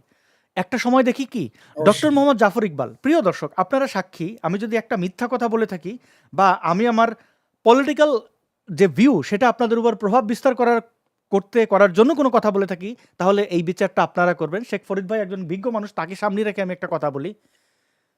আপনাদের মনে আছে ডক্টর মোহাম্মদ জাফর ইকবাল বলেছিলেন ঢাকা বিশ্ববিদ্যালয়ে আমি আর যাব না, তার চিঠিতে শুধু এতটুকুই লিখেছিলেন। আর যাও। কেন যাবেন না এটা আমরা ধরে নিয়েছি হ্যাঁ, ওই এটাই ঠিক আছে। রাজাকারের বাচ্চাদের জন্য। আজকে হ্যাঁ, আজকে 9 তারিখ, 9 সেপ্টেম্বর প্রমাণিত হয়েছে ওইখান ঢাকা বিশ্ববিদ্যালয়ের বেশিরভাগ রাজাকারের বাচ্চা, প্রমাণিত হয়েছে। ডক্টর হ্যাঁ, জাফর ইকবাল ঠিক বলেছিলেন। হ্যাঁ, জাফর ইকবাল স্যার ঠিক, আচ্ছা, কারেক্ট। আমি যদি ভুল না করি, আমি ডক্টর জাফর ইকবালের কোনো সমালোচনা করিনি। তাকে নিয়ে আমাদের প্রগতিশীল অনেকেই গালাগালি করছিল, জাফর ইকবালের বই আর পড়বো না, এরকম অনেক স্ট্যাটাস দিয়েছিল। আমি কোথাও কোনো এই জিনিসটা করিনি, সিক্স সেন্স থেকে করিনি। যখন দেখলাম তার বই পড়ানোর উৎসব চলছে, ফেসবুকে ইভেন্ট তৈরি করে জাফর ইকবালের বই পড়াবে, তখন আমি বুঝে গেলাম, আরে মামারা, তুই আজকে জাফর ইকবালের বই পড়াবি, কালকে তুই হুমায়ুন আজাদের বই পড়াবি, পরশুদিন তুই আরজ আলী মাতুব্বরের বই পড়াবি, এর পরের দিন তুই লালনের আঁকড়ে উড়িয়ে দিবি, তোর ধান্দা আমি জানি। তারপর রবীন্দ্রনাথ তো ছড়াবে। আছেনি, ওটা তো, আমি তো তোর ধান্দা জানি রে বেটা। আর আমরা গণজাগরণে দেখছি কিভাবে, হ্যাঁ আমিও রাজাকারের বিচার চাই, কিন্তু এরা রাজাকার না। তোরে তো আমি চিনি, তুই যে কোন, তোরে আমি তিনি চিনি, এগুলা ছিল। তুই হ্যাঁ, তুই কই। ঠিক বলছেন, এরা ছিল অনেকে যে সাইদি ভালো মানুষ, এরা ইয়েস, ফাঁসি দেওয়া যাবে না। তো তাৎক্ষণিক আমি একটা ঠিক কাজ ছিল করি। আওয়ামী লীগের বিরুদ্ধে। জি, আমি তখন একটা কোরআন হাতে নিয়ে একটা ভিডিও তৈরি করি, কারণ এই ইসলামিস্টদের দৌড় কতটুকু আমি এটা জানি। তো আমি বলি যে তোরা যদি এই বই পুস্তক, তোর কাছে যেরকম জাফর ইকবালের বইয়ের কোনো মূল্য নেই, আমার কাছে এই কোরআনেরও মূল্য নেই। তোরা ওইটা পড়াইলে আমি এটা পড়াবো, খেলা শুরু। তাহলে এই ভিডিও আপলোডের কয়েক ঘন্টার পরে ওই ইভেন্ট ক্লোজ, আর কোথাও কিন্তু জাফর ইকবালের বই পড়ানো হয় নাই। ওই কথায় আমি এখনো রাইট। আমি আমি দাঁড়ায় আছি, যদি তোরা এটা করস আমি এটা করো। তো কোরআন পড়ানো আমার জন্য কোনো ব্যাপারই না। আমি কোরআন আমার কাছে, আমি এই মানে প্যাসিফিক ওশান বা প্রশান্ত মহাসাগর পাড়ি দিয়ে আসছি, কিন্তু আমার কাছে একটা কোরআন আমি রাখছি। এটা আমার কাছে অস্ত্র হিসাবে না আমি রাখছি, কারণ তোমরা এই ফাতরামি করবা, তোমাদের দৌড় কতটুকু আমি তোমার জানি। অনুভূতি মানে মানুষকে হার্ট করা, এই যে আজকে দেখেন এই যে শেখ হাসিনাকে কি অকথ্য ভাষায় গালিগালাজ কেন করে জানেন? ওরা ওরা ওরা এই গালিগালাজের মাধ্যমে অ্যাটাক করতে চায়। ঠিক একইভাবে সাইদের আপনি দেখবেন এই গালাগালি পরে আওয়ামী লীগের পোলাপানরা বুঝে গেছে, ওরা সাইদের বিভিন্ন ছবিতে যখন পারানো শুরু করছে ওরা কিন্তু থেমে গেছে, বঙ্গবন্ধুরে নিয়ে নোংরামি শুরু করছিল। আজকে দেখেন জি এই জামাত শিবির যখন বদরুদ্দিন ওমরকে সম্ভাষণ জানায় নাস্তিক হওয়া সত্ত্বেও, তাদের পুরো বদরুদ্দিন ওমর টেলিভিশনে বসে যে পরিমাণে কটূক্তি করছে আমরা হয়তো তার চেয়ে কমই করছে, তাকে তারা মেনে নিচ্ছে। অর্থাৎ আওয়ামী লীগের ছেলেপেলেগুলো, আমরা মুক্তিযুদ্ধের পক্ষের কথা বলি, ওরা এই আল্লামী লীগ বলে না, আসাদ নূর যত ভালো কথাই বলে কয় কিন্তু নাস্তিক। আরে বেটা তুই জামাত তোর চেয়ে বড় ধার্মিকের কাছ থেকে দেখ, হেফাজতের কাছ থেকে দেখ, বাংলাদেশের সবকটা ইসলামী দলের দিয়ে দেখ। এই যে ফরাদ মজার বসে আছে, ফরাদ মজার তো নাস্তিক, তারা নিয়ে কোনো প্রশ্ন তোলে? এই যে এই যে এই যে এই যে ব্রাহ্মণ পীর রে তারা মসজিদের মধ্যে, ভাই এগুলা আমরা একটু এই মেঘের ইয়েতে আসি। হ্যাঁ আমি সরি, আমার এই কথাগুলো একটু শুনেন ছোট ভাই হিসেবে। ছোট ভাই হিসেবে আমি আজকে মানে আপনারা আওয়ামী লীগের যদি কেউ থাকেন তাও একটু শুনেন, আপনাদের কাজে লাগবে। এই মেঘমোল্লার দেখেন, আমি সৎভাবে ডক্টর মোহাম্মদ জাফর ইকবাল স্যারের নিয়ে আমি জীবনে কোনোদিন ওইভাবে ইয়েও করিনি, কারণ উনি ঠিক আছেন, উনি লিখছেন, কিন্তু উনি তো মানে মানে মানে তার কোন, আমি হুমায়ুন আজাদকে নিয়ে যতটা কোট করি ততটা আমি জাফর ইকবালকে নিয়ে করি না, কারণ তিনি ধর্মবিশ্বাসী একজন মানুষ, আমি জানি তিনি ধর্মবিশ্বাসী, তার বইতে তিনি পরকালের ব্যাপার আছেন, এগুলো আছে। তো তার কোনো একটা বিষয় আমি তুলে ধরবো, এমন গল্পের বই, বিজ্ঞান ভিত্তিক বই, সেগুলো ভালো, এগুলো পড়লে কেউ পড়বে, না পড়লে নেই। তো আমি এই কাজটা কেন করছি, আমি কেন ইসলামিস্টদের থামাই দিছি, মেঘ পপুলিস্ট একটা কথা বলছে আগস্ট 28, মানে শেখ হাসিনা পতন 5 তারিখ 28 2024 লিখছে কি দেখেন, আসাদ নুরদের কাজ হলো বাংলাদেশের মানুষকে তালিবানি প্রমাণ করে নাস্তিক কোটায় বিদেশে নিজেদের ব্যবস্থা করে নেওয়া, কোন ঘটনার প্রতিক্রিয়া কতটা ভয়াবহ হতে পারে তার বিন্দু পরিমাণ না ভাবা। এই বলছে মেঘ। ও আমার ফ্রেন্ড লিস্টে ছিল, আমি এটা দেখার পরে আস্তেই করে ওরা আমি আনফ্রেন্ড করে দিছি, ওর সাথে আমি কোনো প্রতিবাদ করিনি, কারণ জানি ও একটা এজেন্ডা নিয়ে এটা আমার লিখছে, ও আমারে দুটো গালি দিয়ে পপুলার হইতে চায় হোক, কারণ তখন আমার অনেকেই গালি দিচ্ছিল যে কোরআন পড়ানোর হুমকি দিছি, সবাই চেতা, ওই চেতার কাছ থেকে ওরে আমার একটা কিটই মনে হয়েছে, নর্দমার অনেকগুলো হাজারো কিটের মধ্যে একটা কিট, আমি ওরে পাত্তা দিইনি। এবার বলেন তো, ও যখন এই 28 তারিখ এটা লিখছে, 28 তারিখ আগস্ট, যারা জানেন তখন অলরেডি আমি, তার ভাষায় যে বিদেশ, তখন অলরেডি আমি বিদেশে। এইবার হচ্ছে নাস্তিক কোটায় বিদেশে কাউরে দেওয়া হয় না, যদি নাস্তিক কোটায় বিদেশে আসা যাইতো তাহলে মুফতি মাসুদ ভাই এখনো মেঘমোল্লার আগে, ওটা না ওই আমাদের মুফতি মাসুদ না, মেঘমোল্লার আগে যাইতো, জামাতের নেতার আগে যাইতো, আপনার আমার আগে, যেভাবে ধান্দাবাজি করে যাওয়া যায়, যেটা পিনাকি গেছে। তো দেখেন শেখ ফরিদ ভাই, সে বলছে নাস্তিক কোটায়, আমি আমার জীবনে নাস্তিক কোটায় কোথাও আসি নাই, আমি এমনকি অ্যাসাইলামও ক্লেম করিনি, তার ভাষা সে যেটা বোঝাইতে চায়। আরো একটা প্রমাণ, জি মেঘমোল্লা পরশু জানেই না কত বড় স্টুপিড মানে বোকা, গালি দিলাম না, যদি স্টুপিড গালি হয়, মেঘমোল্লা পরশু জানেই না নাস্তিক কোটা নামে কোনো কোটাই নেই পৃথিবীতে। সে যেটা বুঝাইছে আমি বলি, এইটা কইরা আমি বিদেশে যাইতে চাই, অথচ তখন অলরেডি আমি বিদেশে, এবং এর আরো 2 বছর আগে আমার ভিসা একটা দেশ দিয়ে রাখছে, তো আমি নতুন করে আমি ইন্ডিয়া আমাকে যাইতে দেবে না, তারা আমার শত্রু জ্ঞান করছে, এই কারণে আমি যাইতে পারি নাই, এটা অন্য বিষয়, আদালতে যেয়ে তারপরে আমি এক্সিট পারমিট পাইছি। কিন্তু আমার যদি কোনো একটা কোটার জন্য, নাস্তিকতার জন্য একটা ভিসা লাগবে, তো আমি অনেক আগে করে রাখছি, মানে আমার তো ভিসা পেয়ে গেছি, এটা যদি হয়ে থাকে তার বাসায়। আরো একটা বিষয় দেখেন, 1 বছর সে যখন এটা লিখছে, এখন আগস্ট পের হয়ে সেপ্টেম্বর 2025, তো নাস্তিক কোটায় যারা গেছে তার ভাষা, হ্যাঁ অনেকে ব্লগারদের কিলিং এর পরে অনেকে নিজেকে ব্লগার দাবি করে বিশ্বের বিভিন্ন দেশে চলে গেছে, ফেক, মানে যাওয়ার পরে দাবি করছে আমি ওই তাড়াতাড়ি কাগজ পেয়ে গেছে, এগুলো ফেক, তারা জীবনে আর অ্যাক্টিভিজম করে না। আপনি দেখেন গণজাগরণের সময় কত বাঘা বাঘা লোক ছিল যারা নিজেদেরকে অ্যাক্টিভিস্ট বলছে, লিখছে, তারা এখন বিদেশে যাওয়ার পরে আর লেখালেখি করে না। তো আমি তো আরো সাইলেন্ট, তো আমি তো আরো ডাবল হয়ে গেছে, তো নাস্তিক কোটা তো আমার পূরণ হয়ে গেছে রে মেঘ। তো বাট্টা এটা লিখলি কেন আমার জন্য, তুই লিখছিস কেন, আমি এটা বলি। এরপরে সে লিখছে, এরা হয় ইউজফুল ইডিয়ট না হয় এজেন্ট। ইউজফুল ইডিয়ট কে, সেটা কিন্তু আমরা এই ঢাকা বিশ্ববিদ্যালয়তে দেখলাম। তুমি যেন, আমি জানি জামাত শিবির পাকিস্তানি, তার এই কথার পরে পিলাকি ইলিয়াস বলল যে হ্যাঁ কাইয়ুম এবং ওই আরেকটা কি ফরাদ, এরা পাকিস্তানিদের ভোট দিন। তো তুই তো ইউজফুল ইডিয়ট। তুই যদি ওদের এজেন্ট নাম হতো, তুই তো ইউজফুল ইডিয়ট। তোর এই কথার কারণেই তো ওরা আরো বেশি ভোট পাইছে। তুই উই দে করছস। তুই একবার বলছস হাসনাত কাইম পাকিস্তানি বলে স্লোগান দিয়ে, পরের দিন বলছস যে না সে পাকিস্তানি না, তারে পাকিস্তানি বলা ঠিক হয় না, তার মানে সে বাংলাদেশি, সে সাচ্চা, সে এই দেশে। তুই তো তারে তারে লাইসেন্স দিছস। ইউজফুল ইডিয়ট কে? এরপরে দেখেন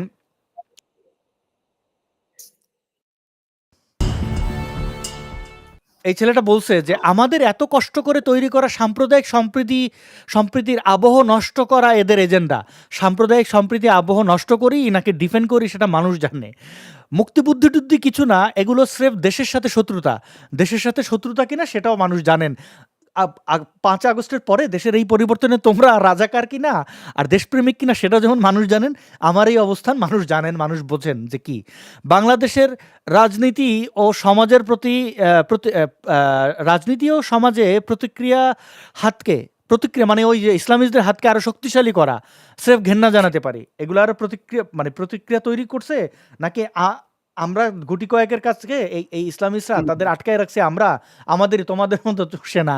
তো এইটা মানুষ জানে। এবং ও আমারে বলছে আমি এজেন্ট অথবা ইউজফুল ইডিয়েট। যদি ইউজফুল ইডিয়েট হই, যদি কারো দ্বারা ইউজ, তাহলে সে আমারে কি দিচ্ছে? এজেন্ট হলে কি হয়? মানুষ টাকা পয়সা চায়। তাহলে তো রে ভাই ক্রাউড ফান্ডিং করতে হয় না। আমাদের আজকে এই যে মানে মুফতি মাসুদ ভাই কথা বলতে পারেন না, তার একটা ডিভাইস নাই। মানে এগুলোর জন্য ক্রাউড ফান্ডিং করতে করতে কানতে কানতেও পাই না। হ্যাঁ, তো এই কোনো এজেন্ট হইলে কেউ টাকা পয়সা চাইলে এইভাবে ক্রাউড ফান্ডিং করে না, যেটা ওকে, এগুলো মানুষ বিচার করবে। তো এই হচ্ছে মেঘমোল্লার, এবং তাদের নিয়ে ছাত্রলীগের পোলাপান লাফায়। আর আমাদের নিয়ে অনেকে বলে এই যে এই আওয়ামী লীগের কি অনেকে মানে এরকম কিছু বদমাশ এখনো আছে যারা নাস্তিকদের মধ্যে বলে যে এ তো আওয়ামী লীগের এজন। জানেন, আমার একজন খুব, আপনারা আমি ব্যক্তিগত বলছিলাম, খুব প্রিয় একজন লেখিকার কাছে যেয়ে বলছে যে আসাদ নূর তো আওয়ামী লীগের কাছ থেকে টাকা পয়সা খেয়ে কাজ করে। কেমনে? এই যে ইশতেহারের ভিডিওগুলো যে দেখেন, আজকে আমি আপনার একটা দুঃখের কথা বলছি, আওয়ামী লীগ ছাড়া আমি কার কাছে আশাই করি না। তো এখন অনেক রাইট। কিছু মুক্তিযুদ্ধের কথা বলতে গেলে আওয়ামী লীগের পক্ষে যাবে। কারণ আমি তো মেঘমোল্লারদের মতো বদমাইশ না যে শেখ হাসিনার গলায় জুতা মারা ওইটা বইলা এই দিল্লি না ঢাকা, দিল্লি খারাপ এটা বইলা এসে আমি আমার কথা বলতে যাব। আমি সরলভাবেই বলি, সেখানে আমার এবাটপারি করতে হয় না, শেখ হাসিনার 2টা গালি দিতে হয় না, আর দিল্লিরও 2টা গালি দিতে হয় না। কারণ এই জিনিস করে আমি আর পক্ষ নেব না। ওই যে বললেন আপনি, হাসিনার 2টা গালি দিলে, ইন্ডিয়ার 2টা গালি দিলে মানুষ কথা খায়, আপনি ওরা কালকে খাওয়াইতে চায়, আমার তো খাওয়ানোর আপনি দরকার নাই। কালকে আপনি কালকে ঠিক ইউটার্ন নিয়ে আওয়ামী লীগকে গালি দেন, বঙ্গবন্ধুকে গালি দেন, কালকেও আপনি অনেক পিনা ক্যারেক্টার হয়ে যাবেন আমি জানি, কিন্তু এটা আপনার পক্ষে সম্ভব না। কারণ আপনি মুক্তিযুদ্ধ বিরোধিতা করতে পারেন না, আপনি বঙ্গবন্ধুর বিরুদ্ধে যেতে পারবেন না, জয় বাংলা স্লোগানের বাইরে যেতে পারবেন না, এটা আমি জানি। এইটাই যদি হয় তাহলে আমারে এই ইসলামিস্টরা দালাল বলুক, আওয়ামী লীগের আমার অসুবিধা নেই, আমি মুক্তিযুদ্ধের দালাল। তো এই কতিপয় লিগারও এটা বিশ্বাস করে। আর বেটা যদি লিগের দালালি করতে হবে তাহলে আমি মানুষের কাছে এই যেখানে পেপাল দেওয়া আছে, তাহলে মানে একটা মানুষের কত টাকা লাগে? হ্যাঁ, মানে মানে এই বেকুবগুলার, যাই হোক আমি একটু দীর্ঘায়িত করে ফেললাম। শেখ ফরিদ ভাই, আপনি যদি এই বর্তমানে এই যে বাঙ্গুদের কাছে যারা এলিট, যারা প্রগতিশীল, যাদের স্লোগান এখন তারা জপে বেড়ায়, তারা কি ওই খন্দকার মুস্তাকদের মতো আবার ওই গর্তে পড়ছে না? মুস্তাকও তো এক সময় মানে বঙ্গবন্ধুর কার অবস্থান দেখেন, এই সার্জিসরে পাইলো, তারা হাসনাতদের পাইলো, তারা এই কাইয়ুম ফরহাদদের পাইলো ঢাকা বিশ্ববিদ্যালয়ে। এরপরে এই ছাত্রলীগ, এই ছায়া লীগগুলোর শিক্ষা হবে না? আওয়ামী লীগের গুলোর শিক্ষা হবে না? মুক্তিযুদ্ধের পক্ষের গুলোর শিক্ষা হবে না যে আসলে কোনটা পক্ষ কোনটা বিপক্ষ? তারা তো শত্রু মিত্রই চেনে না। ধন্যবাদ আপনাকে। সেনাবাহিনীতে একটা কথা আছে, মানে পৃথিবীর সকল সেনাবাহিনীকে শেখানো হয়, এটা যারা সেনাবাহিনীতে যুক্ত তারা সবাই জানে, বা যারা তাদের সাথে চলে জানে। আমি ওইভাবে জেনেছি, কারণ আমি অনেকদিন ক্যান্টনমেন্টে ঘুমিয়েছি নিরাপত্তার স্বার্থে। ওই যে আপনারা যখন দেখতেন না, অনেকেই বলে ফরিদ তুমি তোমার এত মারতে চাই, বাঁচলা কিভাবে? আমি কিন্তু ক্যান্টনমেন্টে পালিয়ে থাকতাম। তো সেই জন্য তাদের সাথে যোগাযোগ ছিল, বলেই তো আমাকে ক্যান্টনমেন্টে মাসের পর মাস পালিয়ে থাকতাম। এই মৌলবাদীদের হামলা রক্ষা ওই যে যখন কিলিং করা শুরু করলো, ব্লগারদের হত্যা করা শুরু করলো পাইকারি, আপনি তো জানেন, অনেক সময় হ্যাঁ, আওয়ামী লীগ সরকারকেও কেউ সন্দেহ করা শুরু করলো। আমি তো ডিজিএ ভাইকেও সন্দেহ করলো। আমি জানি যে বাঘের ঘরে টাগের বাসা করতে হবে, আমি গিয়ে সেনাবাহিনীর ক্যান্টনমেন্টে পালাই থাকতাম রাত্রে, সারাদিন আপনাদের সাথে থাকতাম গণজাগরণ মঞ্চে।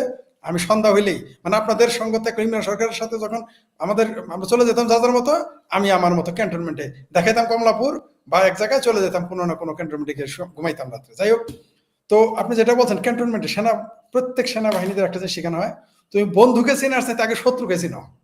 অর্থাৎ বন্ধু আপনি চিনেন না, এতে আপনার ক্ষতি নাও হইতে, অর্থাৎ আমি আসাদের বন্ধু, আসাদ আমার শুভাকাঙ্ক্ষী বা আমার বন্ধু, এটা আমি না জানলে ক্ষতি না হইতে পারে, কিন্তু সে আহত হইতে পারে। আসাদ আমার বন্ধু, আমি জানলাম না আসাদ আহত হইতে পারে মানসিকভাবে, কিন্তু আমি জানে মরবো না। কিন্তু আমি যদি শত্রু না চিনি, আমি মারা যাবো, ধ্বংস হয়ে যাব। তো বাংলাদেশ আওয়ামী লীগ বা ছাত্রলীগ যুবলীগ এরা শত্রু চিনে না আগে। এদের এদের টিমটাও, কালকে আমি বিএনপির একটা লাইভে গিয়ে বিএনপির উপদেষ্টা পরিষদের সমালোচনা করেছি, তাদের প্রতি শ্রদ্ধা রেখেই বলছি, কারণ বড় বড় মাথা। ব্যারিস্টার আব্দুল সালাম তালুকদার, বিএনপির মহাসচিব, তিনি একটা কথা বলতেন, আমার মনে আছে, স্পষ্ট মনে আছে। তিনি বলতেন অনেক আগে, আমি তখন কলেজের ছাত্র, তিনি বলতেন বড় বড় মাথায় ছোট ছোট জিনিস ঢুকে না। এই কথা কিন্তু সত্য। তাদের মাথা তো যখন ক্ষমতায় থাকে না, তখন সবার মাথা বড় বড় হয়ে যায়, তখন মাথায় ঢুকে না। তো এদের মাথায় তখন ঢুকে নাই। আগামীতে ঢুকবে কিনা জানি না, তবে ঢোকা উচিত। না ঢুকলে তারা আবার সাফার করবে, কারণ আপনি আমার চাইতে তারাই সাফার। আমরা হয়তো সব মিলে মুক্তিযোদ্ধার কাছে 100 বা 200, কিন্তু তারা তো লাখ লাখ, তারা কোটি কোটি, ক্ষতিগ্রস্ত তারাই হবে। আমরা মুক্তিযুদ্ধের স্বার্থে কথা বলি, আমরা কোনো দলের স্বার্থে বলি না। মুক্তিযুদ্ধের পক্ষে যদি কালকে বিএনপি বলে, আমাদের যেমন আমার অভিযোগ করে ফরিদের যা বলে সব আমার কমিউনিস্ট পার্টির বন্ধুরা, আমার ছাত্র ইউনিয়নের সাবেক বন্ধুরা বলে, এই ফরিদ আপনি যা বলেন সব আওয়ামী লীগের পক্ষে চলে যায়। আমি বললাম ফাজলিমি করে জায়গা পান না। আমি বলি মুক্তিযুদ্ধের পক্ষে, আওয়ামী লীগের পক্ষে গেলে আমি কি করবো? আপনি মুক্তিযুদ্ধের পক্ষে নেন, তাহলে তো হয়ে যায়। এখন মেঘমুল্লাহ বসু সাদিক কায়েমকে ভালোবাসলে আমি তো বাঁচতে পারবো না, আমি তো সাদিক কায়েমের সমালোচনা করবোই। এখন সাদিক কায়েমের সমালোচনা করলে যদি সেটা আওয়ামী লীগের পক্ষে যায়, আমার কি করার আছে? আমি তো গোলাম আজমের সমালোচনা করবোই। শোনেন, আপনি একটা ভালো কথা মনে করছেন, এই যে আপনাকে যেমন মেঘমুল্লাহ বসু দুষছে না, এইবার আরেকজনের কথা বলি, তারা আমরা সবাই চিনি সারা পৃথিবী, তসলিমা নাসরিন। আমি তখন ছাত্র ইউনিয়ন করি, আমার ছাত্র ইউনিয়ন থেকে ছাত্র ইউনিয়ন ছেড়ে দিলাম, তখন আমি কমিউনিস্ট, কমরেড, আমি কমিউনিস্ট পার্টি করি। আমাকে কি বলতে জানেন না তারা? হুম। শুনতাম, তখন তো আর আমি এত এত পরিচিত না, বসে বসে আমি তো আগে থেকেই শ্রোতা হিসেবে ভালো, যখন দেখি স্কলার মানুষ তার কাছ থেকে শুনি। তসলিমা আবার কথা কি বলছে জানেন, যে এই বাংলাদেশে মৌলবাদ নাকি উস্কে দেয়, এটা আমি কিন্তু ফেসবুকে লিখেছি, এমন না যে এটা আমি এখন বলতেছি, যে বাংলাদেশে মৌলবাদ নাকি তসলিমা নাসরিন উস্কে দেয়। আমি তখন বলছি, যখন এটা বারবার বলে বড় বড় নেতারা, তখন এটা কিন্তু চিঙ্কুবাম যারা, তারা বলে কমিউনিস্ট পার্টি কিন্তু কয়েক ভাগে বিভক্ত, পয়েন্ট টু বি নোটেড। এইখানে কিন্তু ছুপা হুয়া যেমন ছাত্রলীগের ভিতরে যেমন ছাত্র শিবির ঢুকে গেছিল, কমিউনিস্ট পার্টির মধ্যে কিন্তু চিঙ্গুমাম আছে, যারা বাংলাদেশের স্বাধীনতাকে দুই কুত্তার কামড়াকামড়ি বলে। এই টিম কিন্তু এখানে এখনো বিদ্যমান। মেঘমুল্লাহ বসু তাদের শিকার। সেই জন্য দেখবেন মেঘমুল্লাহ বসু সবসময় ভারত বিরোধী বক্তব্য দিবে, মোদির বিরুদ্ধে সে মিছিল করছে। কোনোদিন শুনছেন যে সে এরদোগানের বিরুদ্ধে মিছিল করছে? এরদোগান শত শত মসজিদ বন্ধ করছে, এরদোগান শত শত কুর্দি মারছে, কোনোদিন তো কসাই বললো না এই মেঘমুল্লারা। কোনোদিন তো মেঘমুল্লাহ কথা বললো না যে এরদোগান তুমি বাংলাদেশের না আসে, এরদোগান কসাই বলবে না এরা। তেমনি ওই কমিউনিস্ট পার্টি মেঘমুল্লাহ বসু নতুন কিছু বলে না, এটা কমিউনিস্টদের একটা সিলসিলা। তারা সবসময় একটাই খুঁজবে, মানে অজুহাত খুঁজবে। যেমন এখন বিএনপির নেতারা অজুহাত খুঁজে বের করছে না, যে ছাত্রলীগ নাকি শিবিরকে ভোট দিছে তাই ফেল করছে, এরকম কিছু অজুহাত। তো তসলিমা আপা নাকি, তসলিমা নাসরিন বাংলাদেশে মৌলবাদ উস্কায় দিতেছে, এই জন্য সে লজ্জা উপন্যাস লিখছে, জামাতের ভাষায় এই কথা আমার সামনে বলছে। এবং তারা এখনো, যারা অধিকাংশ এখন জীবিত, তারা বলতো, আমরা তাহলে আপনাদের কমিউনিস্ট পার্টির সাথে, মানে আপনাদের না বলছে আমাদের, তখন তো আমি কমিউনিস্ট পার্টি করি, আমি তাহলে আমাদের কমিউনিস্ট পার্টির সাথে তো এক তসলিমা নাসরিন মহাশক্তিশালী, তাহলে আমাদের পার্টির কি দরকার, আমরা কোন কসু করলাম? যেমন এখন অনেকেই দুষ্টছে না যে শেখ হাসিনা শুধু একা দায়ী, তাহলে অন্য যাদের দায়িত্ব ছিল, হ্যাঁ শেখ হাসিনা তার অবস্থান থেকে দায়ী, আওয়ামী লীগ তার অবস্থান থেকে দায়ী, ছাত্রলীগ তার অবস্থান থেকে দায়ী, কোনো সন্দেহ নাই। কিন্তু আরো যারা দায়িত্বশীল ছিল তাদের কাছে কি? বামপন্থীরা এখন তো সরাসরি দোষে সব শেখ হাসিনা দেয়। তো বামপন্থীরা সারা বছর কি করলো? 54 বছর তারাই দেশে ছিল না, তারা কি পাকিস্তান থেকে রাজনীতি করছে না সোভিয়েত ইউনিয়ন থেকে? তারা কি কাজটা করলো? কেন তাদের তাদের তাদের তাদের চেতনার লোক কেন পারে নাই, বরং তাদের চেতনা থেকে কেন সরে আসতে হলো? কেন আমি বামকে সিংহ বাম বলি? কি কারণে? এই যে সকল বদমাইশের জন্য। এই মেঘমুল্লারা তাদের শিকার। এখানে দৃক শহীদুল, আনু মোহাম্মদ, রেনুমা আহমেদ, সবাই যে যারা গ্যাং আছে, এরা এই গ্যাংগুলো এই কাজগুলো করে। এরা দেখবেন বদরুদ্দিন উমরের চেলা, তো এরা ফরত মাজারের চেলা। আপনি ঠিকই বলছেন, ফরত মাজার পাশে সরস্বতীর মূর্তি রাখে, আপনার আমি রাখলে এখন কি কইতো? এই যে আপনারা যখন ভারতে থাকতেন বলতেন ভারতের দালাল, কিন্তু সরস্বতীর মূর্তি দেবী, মানে হিন্দু ধর্মের দেবী সরস্বতী, শিক্ষার দেবী, তা বিদ্যার দেবী, তার মূর্তি রেখে কথা বলে কেউ বলে না, এমনকি জামাতে ইসলাম সমালোচনা করে না। কিন্তু আপনার আমার সমালোচক আছে এই দেশে। আপনি বলেছেন একটা, আপনি একটা কাউন্টার দিতে গিয়ে ওইটা বলছেন, মেঘমুল্লাহ বসুর খুব খারাপ লাগছে, কিন্তু মেঘমুল্লাহ বসু তো এটা বললো না যে যে বাংলাদেশে মৌলবাদী রাজনীতি, এই যে শিবির এখানে ঢুকলো, ওইখানে তো চুক্তি করা আছে, বাংলাদেশ ছাত্র ইউনিয়ন, ছাত্রলীগ, ছাত্র দল সহ আরো প্রগ্রেসিভ সব চুক্তি করা আছে লিখিত, যে ঢাকা বিশ্ববিদ্যালয়ের ছাত্র শিবির রাজনীতি করতে পারবো না। মেঘমুল্লাহ তো তাড়াতাড়ি ভুলে গেল কেমনে? না, এরা এরা হচ্ছে ওই যে ওইখানে লিখছিল না ইউজফুল ইডিয়ট। এখন একটা একটা উদাহরণ দেই দর্শকদের একটু বোঝার জন্য। আমরা তো চাই যে আমাদের যারা দেখেন তাদের মধ্যে বোধ তৈরি হোক, সিদ্ধান্ত তাদের, কিন্তু তারা যেন সঠিকটা পথ দেখানোর চেষ্টা আমার মনে হয়েছে সঠিক, এটা আমিই বলি। একটু কল্পনা করেন শেখ ফরিদ ভাই, আপনি তো একজন অ্যাডাল্ট মানুষ, যারাই অ্যাডাল্ট আছেন বুঝবেন, কন্ডোম যখন মানুষ কোনো একটা উদ্দেশ্যে পকেটে রাখে, সে কিন্তু খুব যত্ন করে রাখে। এমন পকেটে রাখে যে পকেটে হাত দিতে হবে না, খুব গুপ্ত জায়গায় রাখে, কারণ টাকা পয়সা বাড়ি করতে গেলে যদি এটা বের হয়ে যায় মানুষ, সে এটা খুব তার খুব প্রয়োজনীয় জিনিস, সে আবার আমাদের বাংলাদেশের ট্যাবু লজ্জার জিনিস, এমনভাবে লুকিয়ে রাখে যেন এটা কেউ না দেখে। সে এটা বিসর্জন দেবে না, কারণ এটা তার দরকার, ওইটা ছাড়া তার মানে এটা তার খুবই দরকার। ফলে কি হয়, Right. এমন পকেটে রাখে যে পকেটে হাত দিতে হয় না, খুব গোপনে খুব যত্ন করে রাখে। কাজ শেষ হয়ে যাওয়ার পরে ঠিক কিন্তু ওই ইউজড কন্ডম এমন জায়গায় ফেলে যেটা আর কিন্তু উঠাতে হয় না। মানে কোথায় ফেলে আপনারা বুঝতে পারছেন। জি ব্যবহার হয়ে গেলে ওই জিনিসের আর দাম নাই, যতটা গোপনে যতটা যত্ন করে রেখে দেয় ঠিক ততটাই ছুঁড়ে ফেলে দেয়। এবার দেখেন এই মেঘমল্লার হচ্ছে ইউজড কন্ডম, যখন তাদের ব্যবহার হয়ে যাবে, মানে এরা তো ফেলে দেবে। কন্ডম ইউজড হয়ে গেলে ফেলে দেবে, মানে এদের একদম শেষ করে দেবে। মানে আপনি ইউজড কন্ডম নিশ্চয়ই পকেটে নিয়ে ঘোরেন না, তাহলে এমন অবশ্যই। জায়গায় ফেলেন যেখান থেকে যেন সেটা ওইটা আর ফিরে আপনার পকেটে না আসে। সুতরাং তাদের ওই যে ইরানের দিকে তাকান কিভাবে বামদের গণহত্যা চালিয়েছিল, এটা হবে মেঘরা যদি বেঁচে থাকে। আর যদি মরে যায় বেঁচে মানে স্বার্থ রক্ষার আগে, অর্থাৎ খিলাফত হওয়ার আগে যদি মরে যায় তাহলে কি হবে, ওইটা একটু উদাহরণ দিয়ে ফেলি। শেখ ফরিদ ভাই দেখবেন ইসলামিস্টরা একটা উদাহরণ দেয় যে যারা লুচ্চা তারাই চায় নারী স্বাধীনতা, তাদের সামনে সামনে ঘুরবে। হ্যাঁ, যারা ফেমিনিস্ট তারাই এটা চায়, এটা একটু ভুল ব্যাখ্যা। হ্যাঁ, আপনি সিনেমা ইন্ডাস্ট্রিতে যান, অন্যান্য ইন্ডাস্ট্রিতে গেলে, এমনকি পলিটিক্সেও যে বদমাস সে খুব ফ্যামিনিস্ট ভাব ধরে, যে তার ইচ্ছা হচ্ছে যে এক এক রাতে এক একজনের সাথে সঙ্গম করবে। কিন্তু সে বদমাস, সে ভালো লোক না, সে বস্তুত নারীদেরকে সম্মান করে না, নারীর দেহকে সম্মান করে না। সে বারবার বলবে যে তোমরা আরেকটু সুগন্ধি মাখো, আরেকটু আরেকটু আরেকটু খোলামেলা চলো। এক এক রাতে এক একজনের সাথে থাকার পরে সে যখন বৃদ্ধ হয়ে যায়, আপনি দেখবেন এরকম কিংবদন্তি অনেক শিল্পী আছে যারা বৃদ্ধ বয়সে এসে গালাগালি করেছে একে ওকে, যে ও তো আমার বিছানায় গেছিল, একে ওকে খানকি মাগি বলে গালি দেয়। তো যখন সে বৃদ্ধ হয়ে যায় তখন কিন্তু সে তার যৌবন থাকে না, তখন ওই সকল নারীদেরকে সে গালাগালি করে, কারণ সে যখন তাদের সাথে মিশেছে তার ভেতরে একটা লেয়ার ছিল যে তুই তুই তো এটা ভালো করতেছস না। ঠিক জামার শিবির আজকে বদরুদ্দিন ওমরকে রেসপেক্ট করছে, সম্মাননা দিচ্ছে, পিনাকিকে বলছে পিনাকি দা, জামাতের আমির তাকে ফোন করে। হ্যাঁ, যখন তারা খিলাফত কায়েম করবে তখন এদেরকে ওই খানকি মাগির মতো গালাগালি, এই বেটা তুই তো আমার আমার ইউজ হয়েছিলি, তুই তো টাকা নিছিলি আমার, তোর আমি টাকা পাঠাই নাই, এই কথা বলবে তারা। বলবে। বলবে ও তো আমার পক্ষে বলছে এই কারণে ওরে তো আমি দিছি। তো সুতরাং আজকের যারা দালাল বা বিভিন্নভাবে ইউজ হচ্ছ, সাবধান, তুমি কিন্তু বাঁচবে। এই যে আমাদের অনেকে দালাল বলে, আমি মন থেকে একটা জিনিস আমি জানি কোনো লোক আমারে 2 পয়সা দেয় নাই, আমার মরার আগ পর্যন্ত ইমেজ ক্লিন থাকবে, কেউ বলতে পারবে না। তুমি যে আজকে ইউজড হচ্ছ, কালকে কিন্তু তোমাকে খানকি মাগি বলে গালি দেবে, কালকে কিন্তু তোমাকে এই দালাল তুই আমার কাছে টাকা নিছিস বলবে। এটা হোক আওয়ামী লীগ হোক জামার শিবির। তো জামার শিবিরের কাছ থেকে যারা ইউজড হচ্ছেন তাদের ব্যাপারে আমি এই উদাহরণগুলো দিলাম, আপনি যদি একটু অ্যাড করেন শেখ ফরিদ ভাই, আমি তো ধন্যবাদ একটা আপনাকে। সময় নিন। আপনি ঠিকই বলেছেন। জামাত শুধু না, কেউ যদি কাউকে ইউজ করে তাকে শেষে তো ছুঁড়ে ফেলে দিবেই, এটা খুবই স্বাভাবিক। কারণ আপনি তো পেইড, আমরা আদর্শিক আন্দোলন করতেছি। আমাকে ফেলে দিলেই কি না দিলেই কি, আমি তো আমার আদর্শিক আন্দোলন করতেছি, পেইড না আমি। সুতরাং আমি কি বলছি না বলছি দায় আমার, অভিব্যক্তিও আমার, সুখও আমার, কষ্টও আমার।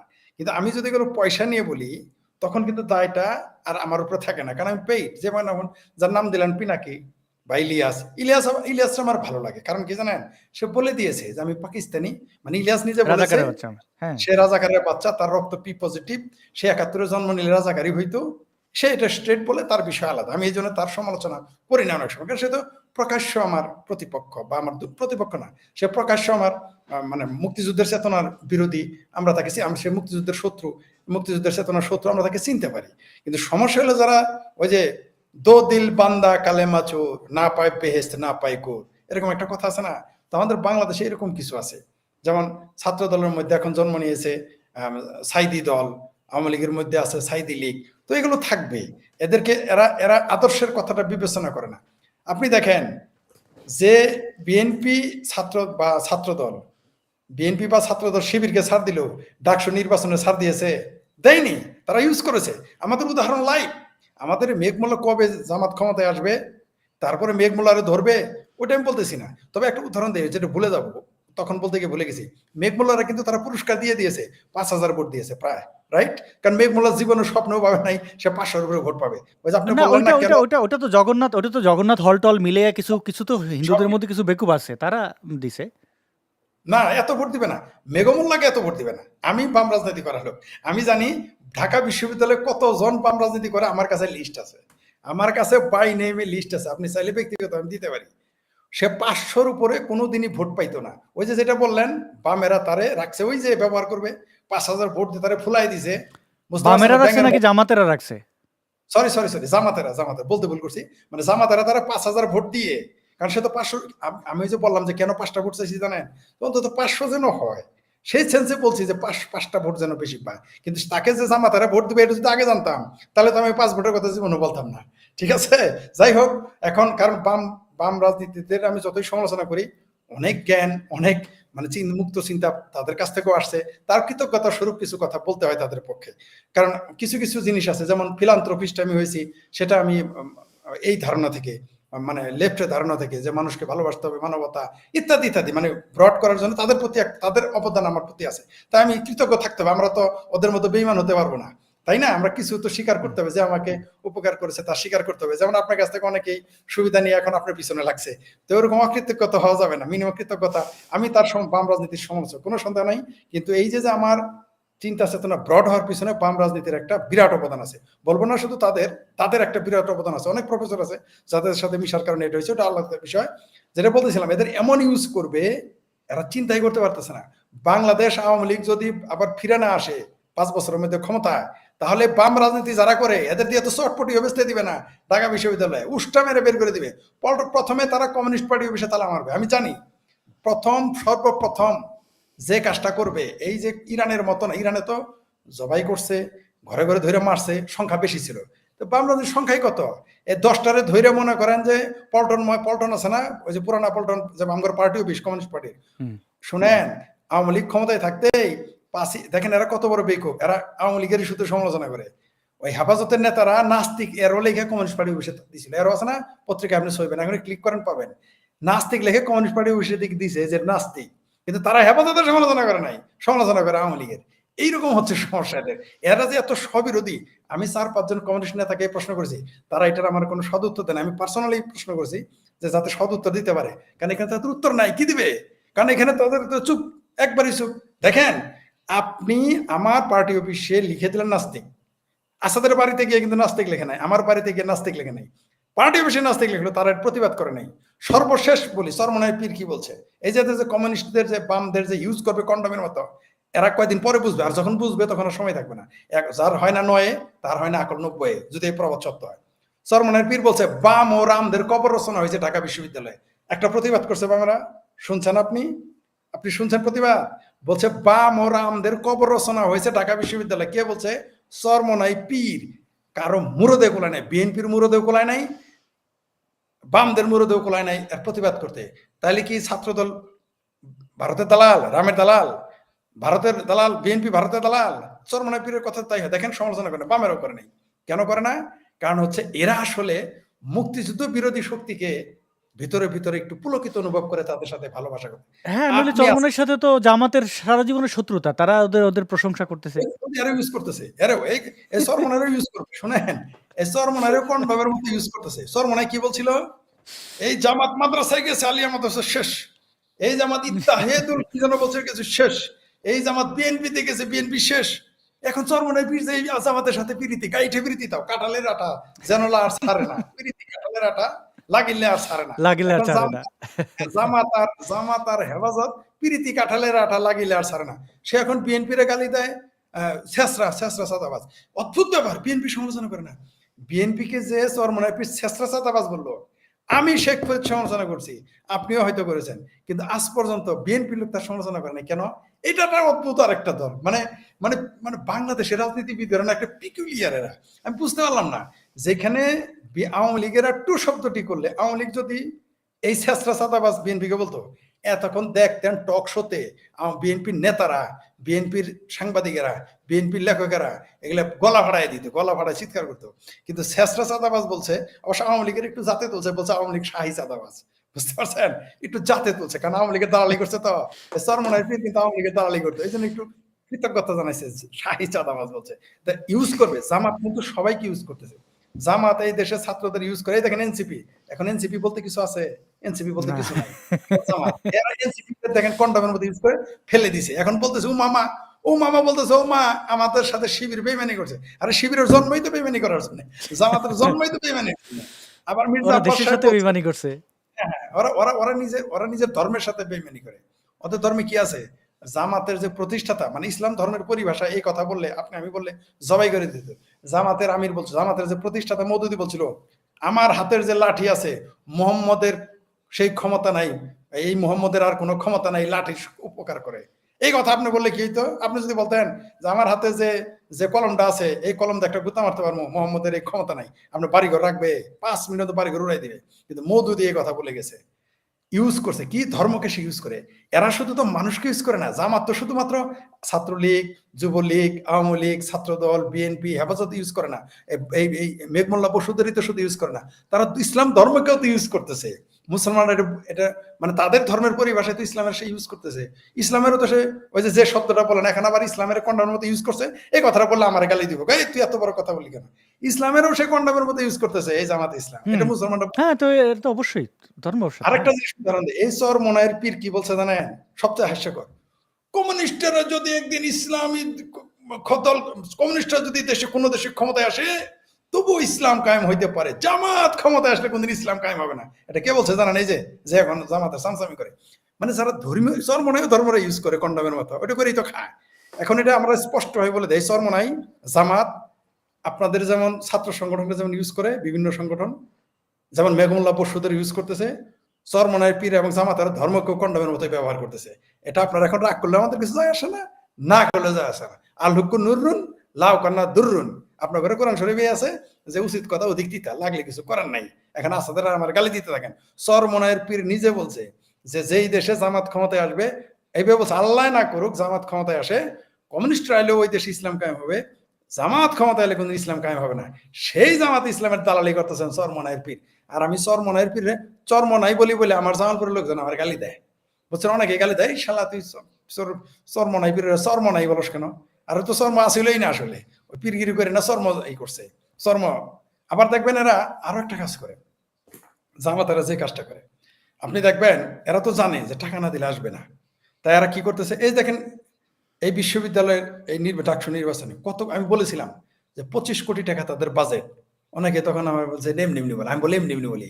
তুরস্ক এখানে টাকা ইনভেস্ট করছে, তুরস্ক সরাসরি ইনভেস্ট করছে। তারা জামাতেরা বাংলাদেশে তুরস্ক এবং ইরানের ক্রস, অর্থাৎ না ইরানি না তুরস্কের এই সরকার কায়েম করবে না। তারা গাদার ঘোড়া, মানে ধরেন ইরান আর তুরস্কের যে জন্ম দেবে খচ্চর, সে খচ্চর মার্কা একটা খেলাফত কায়েম করবে এই বাংলাদেশ, এটা তাদের প্ল্যান। তুরস্ক শেখ ফরিদ ভাই, আপনার এই দুটো কথা, একটা যে তুরস্কের যে ইনভেস্টমেন্ট, আপনারা দীপ্ত টিভিতে দেখবেন যে বিভিন্ন টিভি সিরিজ ওরা চালায়, হ্যাঁ, যেগুলোতে দেখলে আপনি দেখবেন তুরস্কের যে সেই যে শাসনটা কত চমৎকার। আরেকটা কথা বলছেন যে ইসলামকে কন্ডমের মতো ইউজ করে জামাত শিবির, এটার প্রমাণ দেখেন দর্শক। এই দেখেন, এই যে এটার নাম উদয় মাসুদ, হ্যাঁ, এই ছাত্র শিবিরের ক্যাডার। হ্যাঁ, শোনেন তার মুখ থেকে শোনেন, তারা ইসলামরে কেমনে কন্ডমের মতো ইউজ করতেছে। আমরা একটু স্ক্রিনটাকে করে দেখেন। আমি এই কথাটা বলতে ইমোশনাল হচ্ছি। আমি বিশ্ববিদ্যালয়ের রাষ্ট্র নির্বাচনে আমাকে একটা হলের জিএস ক্যান্ডিডেট করা হচ্ছে। আমি ভোট চাওয়ার জন্য গিয়েছি। আমার ডিপার্টমেন্টের আমার বান্ধবী, আমি এখন খুব সাহসী মনে হয়, আমি খুব লজ্জা প্রকৃতির মানুষ, আমার পরিবারের সদস্য আছেন কেউ কেউ জানেন তারা। আমি আমার ভোট চাইতে গিয়েছি যে আমি জিএস ক্যান্ডিডেট শহীদ শামসুজ্জোহা, তো এরকম নিচের দিকে তাকায় কথা বলতেছি, এই তুমি মাসুদ না? আর জি আপা, তো দেখেই হয়েছে কি আমি তো জিএস, মানে ও জিএস নির্বাচনে রাজশাহী বিশ্ববিদ্যালয়ে ও গেছিল, নারীদের তার বান্ধবী ক্লাসমেট তার দিকে তাকে এসে কথা বলতেছিল না, মানে এটা শিবিরে নিষিদ্ধ, বেগানা নারীদের দিকে তাকানো যাবে না। অথচ দেখুন সে নারী বেষ্টিত হইয়া, মানে এর কথাগুলো শুনেন শুধু, মানে তার কথা আর তার কাজে মেলে কিনা দেখি। জিএস নির্বাচন করব, একটু আমার জন্য দোয়া করবা আর আমার একটু ভোট দিবা। আচ্ছা মাথা টাকাও জাগাইলাম, এখন কি করবো? তাকাও আমার দিকে, বললাম, আপা এটা তো আমাদের শিবির থেকে নিষেধ করা আছে। এটা তো শিবির থেকে আমাদের নিষেধ করা আছে, এটা যদি কেউ দেখে তাহলে আমার সাথী পথ থাকবে না। তাই নাকি? এটা তোমাদের বলা আছে? আমি বলছি, জি আপা এটা বলা আছে। বলছি, তাহলে ভোট নেবে কি করে? আমি বললাম, এই যে ভোট চাইতেছি আপনাকে, শরীয়তের সীমা যেন লঙ্ঘন না হয়। কারণ এটা তো শুধু শিবিরের নির্দেশ না, এটা আল্লাহ রসুলের নির্দেশ। একবার কারো দিকে আমাদের বোনদের, আমাদের মায়েদের, এরকম যারা কন্যা সন্তান তাদের দিকে যারা শরীয়তের দৃষ্টিতে তার জন্য জায়েজ দেয়, একবার তাকালে আল্লাহ মাফ করবেন, দ্বিতীয়বার তাকানোটা মাফ করবেন না। শুধু বলা হয় যে ওই যে তাকানোটা শফিকুল ইসলাম মাসুদের না, তাকানোটা ইবলিসের। কার? আচ্ছা, এটা জামাতের কথা, যে শিবিরের কথা, কার কথা? প্রিয় নবী মুহাম্মদুর। আচ্ছা, এইরকম ইবলিস ঢাকায় আছে, পটুয়াখালীতে তো নাই। যে একবার তাকানোর পর দুইবার তাকানোর মতো আল্লাহর ওলি এই সমাজে আর পাওয়া যাবে না। যদি একবার কোন রকম তাকায় আর চোখ ফিরায় না, কারণ একবার যাইস। ওই যে চোখ ফালাও না কেন, চোখ ফালাই এরপর কি করবো? এরপর তো ইবলিস হয়ে যাবো। একবার যেমন তাকান দিছে, ওর মধ্যে যে ইবলিস ঢুকে গেছে, ওই হুঁশার টান নেই। আমার অভিভাবক বৃন্দ, আপনাদের কষ্ট বাড়াতে চায় না। বাংলাদেশ ইসলামী ছাত্র শিবিরে ইবলিসপনা থেকে একজন যুবককে বাঁচানোর জন্য আমাকে যখন এই কথা বলেছে, আমি যখন বললাম, আপা আমি যদি আপনার দিকে তাকাই, আমি আপনার ভোট নেব না, আমি আপনার ইজ্জত নেব, আমার এটা ভিডিও ক্লিপে ভাইরাল কথা আছে। আমি যদি চোখ দিয়ে আপনার দিকে তাকাই, আপনার দৃষ্টির দিকে তাকাই, আপনার চেহারার দিকে তাকাই, আপনার শরীরের দিকে তাকাই, ইসলাম বলছে আমার মধ্যে কুপ্রবৃত্তি আমাকে সব সময় দাবিত করে। আচ্ছা, জঘন্য। প্রবৃত্তি তার মধ্যে ধাবিত করে। আচ্ছা বলেন তো, এই যে ইবলিশ বললো, কারে বললো? এই যে ইবলিশ বসে আছে নারী, বেগানা নারীদের মধ্যে, হ্যাঁ, তো এই যে এরা ইসলামরে কন্ডমের মতো ইউজ করে, শেখ ফরিদ ভাইয়ের কথাটা মিল পাইলেন তো? মিল পাইছেন? আরো পাবেন, আরো পাবেন। ইসলামের যে তারা কন্ডমের মধ্যে, এটা আগে বলতাম ইসলামের তারা ইলাস্টিক বানায়, যতটুকু দরকার অতটুকু বানায়, যখন যেটুকু লাগবে ফতোয়া দেখবেন, ওটা তো আছে। এটা আজকে আমি কথাটা বলতেছি না, ঘটনাক্রমে আপনি দেখলেন তো, এরা কন্ডমের মতো ইউজ করতেছে ইসলামকে। এদের যখন প্রয়োজন তখন ইসলাম ছেড়ে দিবে, এগুলো নিয়ে তারা চিন্তা করবে না। তারা তো ইসলামের পরিভাষাতেই, বহু মৌলবীদের সাথে আমি কথা বলছি, বড় বড় আলেম, তারা বলছে জামাতে ইসলামের লোক মুসলমানই না। আমাকে বলছে তারা চাইলে আমি তাদের সামনে, আপনার সামনে আইনে দিতে পারি, সেই মৌলবী কথা বলবে তারা, এরকম আছে। যাই হোক, এরা ইউজ করতেছে শুধু ছাত্র দল, ছাত্রলীগ না। আপনি দেখেন, এদের প্রথম কাজ কি জানেন? আপনাকে ধোকা দিবে, প্রথম কাজটাই ধোকা। এই যে চরমনায় পীরি বলছিল, শিবিরের 3 কাম কি কি? বেদ্যপ, বেআমল ও শৃঙ্খল। বেদ্যপ, বেআমল ও শৃঙ্খল। আজকে তাদেরই দালালি করতেছে। তো এই চরমনায় তো ইসলামের কন্ডমের মধ্যে ইউজ করতেছে। কে করে না? এই যে যারা ধর্মীয় রাজনীতি করে, তারা সবাই তা ইউজ করতেছে যার যার মতো করে। আপনি দেখেন, ইসলামে ভোট আছে নাকি? ইসলামে তো ভোট হারাম। ইসলামে তো ভোট হারাম। ইসলামে আসবে খিলাফত, মানে তাদের ভাষাতে, এটা আমার কথা না। ইসলামে হবে খিলাফত। খিলাফতে তো ভোট নাই। বড় বড় আলেমেরা জিজ্ঞেস করেন, তারা বলবে ইসলামে কোনো ইলেকশন নাই, সিলেকশন বলবে। আপনি যান, জিজ্ঞেস করে দেখেন, কেউ বলতে পারে। এবং তারা নিজেরাই তো বলে ইসলামে, তারা তো স্পষ্টই বলে। আগে এখন বলে, আগে কি বলতে জানেন? আমরা যখন ছাত্র ইউনিয়ন করতাম, আমাদের কি বলতে জানেন? এই কমিউনিস্ট পার্টি করা হারাম, নাস্তিক নাস্তিক। আগে কিন্তু নাস্তিক বলতে কমিউনিস্টদের বলতো।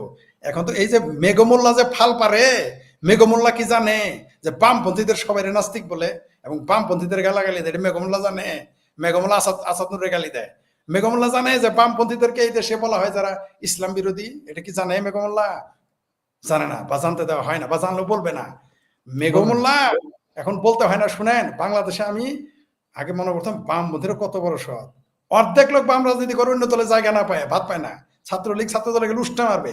মেঘমোল্লাদের ছাত্র দলে জায়গা দিবে? ছাত্র দলে বা ছাত্রলীগে জায়গা দিবে? 4র্থ নম্বর ছাগলের একজন আজকাল কে যেন লেখছে, এই মেঘমোল্লাকে কে যেন লেখছে কালকে, যে 5 নম্বর পাড়ার বাচ্চা লেখছে। ওই শব্দ রচনা করলাম না, আবার ইউটিউব নাকি উঠে যায়। 5 নম্বর, আমি তো তারা 4 নম্বর ছাগলের বাচ্চা বলতাম। সে 5 আপনি নম্বর। আমার এখানে শেখ ফরিদ ভাই, আপনার যা মনে হয় আপনি তাই বলতে পারবেন, কোনো কিছু উড়ে যাবে না। তাহলে যা মনে ওইখানে হচ্ছে আপনি বলেন। এটা কোন যেন একজন ভালো লেখক, মানে তার পোস্টে পড়লাম, নামটা মনে নাই, পরে ইনবক্সে দিয়ে দিব আপনাকে। উনি বলছে যে মেঘমোল্লার তো ছাগলের 5 নম্বর বাচ্চা, তারা ইউজ হইতেছে। আপনি, এটা আপনার কথা না তো, অনেকেই বলতেছে। আপনি দেখেন, বামপন্থীরা সবসময় দাবি করে তারা প্রগ্রেসিভ রাজনীতি করে। অবশ্যই, কোনো সন্দেহ নেই। মুক্ত বুদ্ধির, মুক্ত চিন্তা রাজনীতি করে, মুক্তিযুদ্ধে কোনো সন্দেহ নেই। আপনি বসবেন, আপনি রাজনৈতিক সাথে ভাবে শিবিরের সাথে বসবেন? আপনি কোনোদিনই আপনি বসবেন না, প্রশ্নই আসে না। আমিও বসবো না, নেভার এভার। মারা কিন্তু গেল, এরা বসবে। মৃত্যু নো, অসম্ভব। ঠিক আছে, ওর সাথে এরা কেন আমি বসে? আমি ওর সাথে আমি বসবো তখন ও যদি রাষ্ট্রীয়ভাবে ক্ষমা চায় এবং আমাদের মুক্তিযোদ্ধা বীরাঙ্গনারা যদি ক্ষমা করে দেয় মেনে নেয়, সেটা মেনে নেয়। তাহলে পরে না তারপরেও আমি ক্ষমা করলে জনগণ ক্ষমা করবে কিনা তার তো গ্যারান্টি নেই, কারণ এত বড় অপরাধীর ক্ষমা কিভাবে চাই? মেঘমুল্লারা না সারাদিন ওই বলে তো সেটাই তারা আওয়ামী ক্ষমা লীগকে করে দিলে দেখেন দেখেন শেখ ফরিদ ভাই একটা জিনিস বলে রাখি, আমার একটাই নীতি হচ্ছে মুক্তিযুদ্ধ এবং বাংলাদেশের মানুষদের আমি বলি যে আপনারা যে বাবা মারে এত আপন মনে করেন কারণ কি, তারা আপনাদের জন্ম দিচ্ছে, জন্মের পরে আপনার লালন পালন এবং পুরো আপনাকে মানুষ হিসেবে তৈরি করছে। এই দেশ আমাদের নাগরিকের মর্যাদা দিছে এবং এই দেশ গঠন হয়েছে, মহান মুক্তিযুদ্ধ হয়েছে এমনি এমনি হয়ে যায় না, মানুষের রক্তে এবং এই যে মুক্তিযুদ্ধের যে ইশতেহার ছিল সেই ইশতেহারগুলো আমাদের কল্যাণের জন্যই এবং এই এই দেশের স্বার্থে। মানে ওই আমি চীনকে কোনোদিন বিশ্বাস করি না, আমেরিকাকে কোনোদিন বিশ্বাস করি না। কেন করি না? কারণ ওরা তো আমাদের মুক্তিযুদ্ধের সময়কার আমাদের বিরোধী শত্রু ছিল না, হ্যাঁ রাইট, ছিল না, Simple. এখনো নেই, ছিল না এখনো নেই, ছিল না, আবারও বলি ছিল না এখনো নেই, কেউ না। শুধু তাই না, কোন মুসলিম দেশ বাংলাদেশের পক্ষে ছিল না মুক্তিযুদ্ধে। ছিল না, আজকে হ্যাঁ। যারা ফিলিস্তিনের জন্য এইভাবে হাই হোসেন বুক ফাটা, ওই ফিলিস্তিনি ইয়াসির আরাফাত পাকিস্তানের পক্ষে বিবৃতি দিয়েছিল। আমি ফিলিস্তিনি আরাফাতকে আগে বহু শ্রদ্ধা করতাম, যেদিন এটা জেনেছি সে আমার মুক্তিযুদ্ধের বিরোধী ছিল, আমি তো তার সাথে আর কোনো সম্পর্কই থাকতো, তার তার সম্পর্ক চেতনার সাথে আমার exactly. প্রশ্নই আসে না। রাশিয়া আমি ভারত আমাদের পক্ষে ছিল, ইসরায়েল আমাদের পক্ষে ছিল, আমি তাদের এই- প্রতি কৃতজ্ঞ। এই যে আমাদের ভারতের দালাল বলে, রাশিয়ার দালাল বলে, আরে বেটা ভারত আর রাশিয়া না থাকলে তোর বাপ সাফরাশি হইতো, তোর বাপ মুসি হইতো, মেথর হইতো, এই পাঞ্জাবিদের। আমার বাপও তাই হইতো, আমিও তাই হইতাম। তেলতলায় আবার ভিসি হবা, তেলতলায় আবার মেজর হবা, কর্নেল হবা, প্রেসিডেন্ট হবা, চাপরাশি হইতে হইতো। বঙ্গবন্ধুর জন্ম না হইলে, মুক্তিযুদ্ধে 30 লক্ষ মানুষের শহীদ না হইলে, 3 থেকে 5 লক্ষ নারী সম্ভ্রমহানি না ঘটলে, এই বাংলাদেশের জন্ম যদি না দিত বঙ্গবন্ধু, তাহলে আজকে আমাদের চাপরাশি হইতে হইতো, মুসি হইতে হইতো, মেথর হইতে হইতো, আবার কর্নেলগিরি মারা। লম্বা লম্বা কথা বলো যে ওই কি ওই আরে মহাখালী ওভারব্রিজের নিচে ফাল পাইরে রিটায়ার্ড মেজর ফাল পাইরে ভারত দখল করবা, কলকাতা দখল করবা 4 দিনে। আরে বেটা তুই তো চাপরাশি হইতি, তুই তো সেনাবাহিনীর চাপরাশি হয়ে আলহামদুলিল্লাহ বলতি, শুকুর আলহামদুলিল্লাহ পড়তি বেটা, শুকুর না নামাজ পড়তি। বঙ্গবন্ধু নাজম মিলে ভারত যদি সহযোগিতা করতো, রাশিয়া জন্মগ্রহণ, রাশিয়া যদি আমাদের সহযোগিতা করতো, আমরা ভারত রাশিয়ার প্রতি অবশ্যই কৃতজ্ঞ থাকতো, কারণ এরা আমার সোভিয়েত ইউনিয়ন, তখন কালের নাম সোভিয়েত ইউনিয়ন। আজকে তারা যদি আমাদের মুক্তিযুদ্ধে সহযোগিতা না করতো, আজকে আমাদের চেয়ারের তেল হইতো। বাপরে বাপ, লম্বা লম্বা কথাকে একজন যে বলে, আবার বলে যে বদরুদ্দিন উমর তো বলে শেখ মুজিব স্বাধীনই করে নাই, বদরুদ্দিন উমরের বাপে এসে বাংলাদেশ স্বাধীন করে গেছিল এই দেশে। জামাতেরা বলে যে আওয়ামী লীগ পালাই গেছিল, আওয়ামী লীগ পালাইছে তোর বাপে স্বাধীন করছে, তো আওয়ামী লীগের নেতারা পালাই গেছিল, তোর বাপে স্বাধীন করছে। এই হলো অবস্থা। আর দেখবেন বামপন্থীরা বলে কি, হ্যাঁ ক্ষমা চাওয়া ভালো গুণ, কোনো সন্দেহ নেই, ক্ষমা চাওয়া উচিত ভুল হইলে, অবশ্যই এটা আমি মনে করি। কিন্তু মেঘমোল্লারা সারাদিন বলতেছে আওয়ামী লীগ কেন ক্ষমা চায় না, নির্লজ্জ ভাইয়া। একবার তো তুই বললি না বেটা সংসদে দাঁড়ায়, তোর ডাকসতে দাঁড়ায়, যে জামাত আর শিবির তো ক্ষমা চায় নাই, শিবিরের সাবেক নাম ইসলামী ছাত্র সংঘ, যারা খানাদার বাহিনীর, তারা লিখিত অন রেকর্ড, যারা তাদের তাদের তাদের কোলাবরেটর হিসেবে কাজ করছে, তাদের পক্ষে কাজ করছে, কই শিবির এই জন্য কোনোদিন ক্ষমা চাইছে? জামাত এই জন্য কোনোদিন? এইটা তো কথা কেউ বলে না। বামেরা দেখবেন সারাদিন চিৎকার করে, সারাদিন চিৎকার করে। মানে এরা এরকম একটা জিনিস, বামপন্থীর কাজ কি জানেন, সবসময় উল্টো কাজ করবে দেখবেন। এরা বলবে স্রোতের বিপরীতে, আসলে স্রোতের বিপরীতে না, এরা উল্টো মুক্ত চিন্তার কথা বললে বলে কি একটু বলা যাবে না। আর আরিফ রহমান আছেন, আমার প্রিয় আরিফ রহমান, এখন তো ডাইভ মারছে, এখন আরিফ রহমান তো চিঙ্কুবাম হয়ে গেছে, ফুল হাফ, এখন তো ফুল চিঙ্কুবাম আরিফ রহমান। সে এখন গ্যাং, ফরদ নজর গ্যাং এ চলে গেছে, ফুল ভালো করছে। আমি খুব আশাবাদী ছিলাম, আমি সক্রিত নোমান এবং আরিফ রহমানকে আগামী দিনের, অর্থাৎ আগামী 20 বছর পরে বাংলাদেশের টপ মোস্ট তাদের বুদ্ধিজীবী হিসেবে আমার স্বপ্ন ছিল যে এরা হবে একদিন। আমি পোস্ট দিয়েছিলাম, কিন্তু আরিফ রহমান ডাইভ মারছে। সক্রিয়তনমান যেমন তেমন শেখ ফরিদ ভাই, অসৎ মানুষ কোনোদিন সফল হইতে পারে না। এর জানেন 37,000 টাকা বিক্রি হয়ে গেছে, তারে বেতন দিচ্ছে বিএনপির পক্ষ থেকে 37,000 টাকা, আর বাকি যেগুলো পাইছে আমি জানি না। এবং তার সাথে যারা যারা একসাথে গেছিল এরা আবার ক্যাচাল টেচাল হয়ে অনেকে বের হয়ে গেছে, শুধু আরিফ আছে, কারণ আরিফ এখানে ঢুকে গেছে, বের হইতে পারবে না, রাজাকারের বাচ্চা হিসেবে নিজেকে প্রমাণ করলো। মাত্র 37,000 টাকা, কি বলেন, খুব কষ্ট পাইলাম। অন্তত 37 কোটি হলে মনটারে শান্তি দিতে পারতাম, মাত্র 37,000 টাকার জন্য বিক্রি হয়ে যাইতে পারে। শুনে খুব কষ্ট লাগলো, আমি বিশ্বাস করতে চাই না এখনো, শুনে খুব কষ্ট লাগলো। এই আরিফ রহমান, আপনি খোঁজ নিয়েন ও পোস্টে বেতন পায় কত? ও পোস্ট থেকে বেতন কত নেয় আলাদা উপরি তো নেয় ওই ওদের যে বস জুলাস এবং তার কিছু রক্ষিতা আছে ওই ওই পোস্টের মধ্যে, মানে আমি ওর ব্যক্তিতে যাই না, না যাই ভাই, এটা খুবই নোংরা একটা জায়গায়, মানে এর মতো ছেলে আমার ওর ইয়া ছিল, ওর এই ইয়া দেখে আমি অবাক করে আমি বন্ধু মনে করতাম অনেকটাই, মানে কিন্তু ওর এই এই এই এই পচে যাওয়া দেখে আমি খুব কাশে কোথাকার কোন গার্বেজ ফার্বেজদের হ্যাঁ, নিয়ে অথচ ভাবতাম। তার যে গবেষণা ছিল, তার যে বয়স ছিল, সে মুক্তিযুদ্ধ নিয়ে গবেষণা করলে সারা পৃথিবী তাকে সম্মান করতো, শুধু বাংলাদেশ না।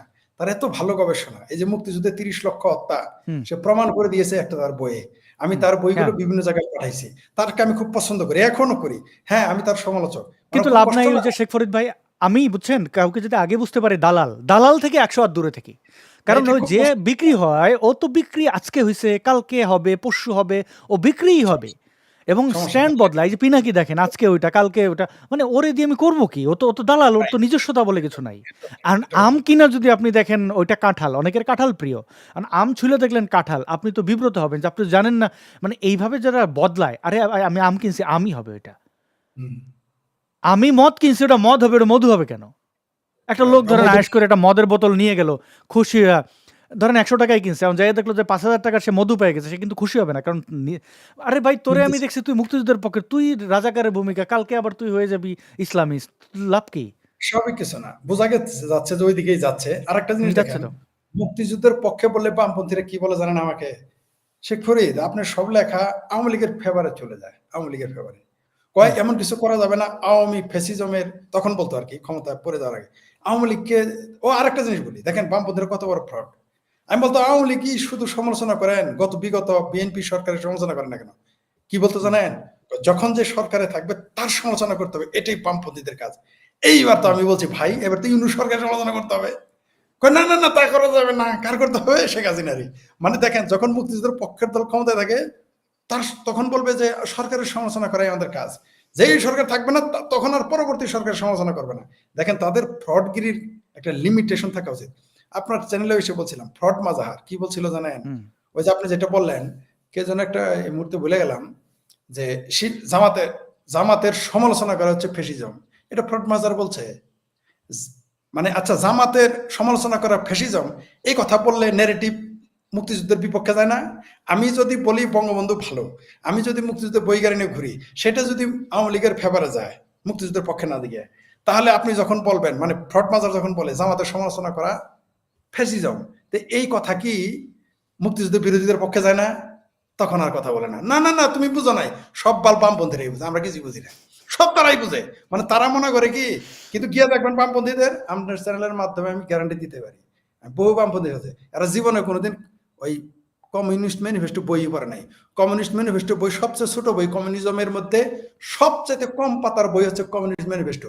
এই বোকা সোদারা জীবনে একবার, মেঘমোল্লা আমি লিখিত দিতে পারি, আপনাকে লিখিত দিতে, মেঘমোল্লা জীবনে একবার কমিউনিস্ট ম্যানিফেস্টো বইটা পড়ে দেখে নাই, তাহলে সে আমাদের পক্ষে কথা বলতে পারতো না। কমিউনিস্ট ম্যানিফেস্টো যে কমিউনিস্ট পড়ছে একবার জীবনে, অনেকে আমার বলে পরীক্ষা আপনাদের সিংহবাম বলেন কেন? সব কমিউনিস্ট ফিলিস্তিন হামাসের পক্ষ নেয়, আপনি বিপক্ষে যান কেন? কাশ্মীরের জঙ্গিদের পক্ষ নেয় ওরা, আমি তো আর বিরোধিতা করি। বলে আপনি বামপন্থী হয়ে কেন এদের বিপক্ষে যান? আমি বললাম বোকাচোদা, ওই কমিউনিস্ট ম্যানিফেস্টো তো পড়স নাই। কমিউনিস্ট ম্যানিফেস্টোর মধ্যে কি লেখা আছে? ভাববাদীকে উচ্ছেদ করতে হবে। কি বলেছে জানেন? শব্দটা বলি আপনাকে, বলি, বলে নাই যে আর বিরোধিতা করো। বিরোধিতা তো আলাদা জিনিস, বিরোধিতা করবোই মানুষ রাজনীতিতে।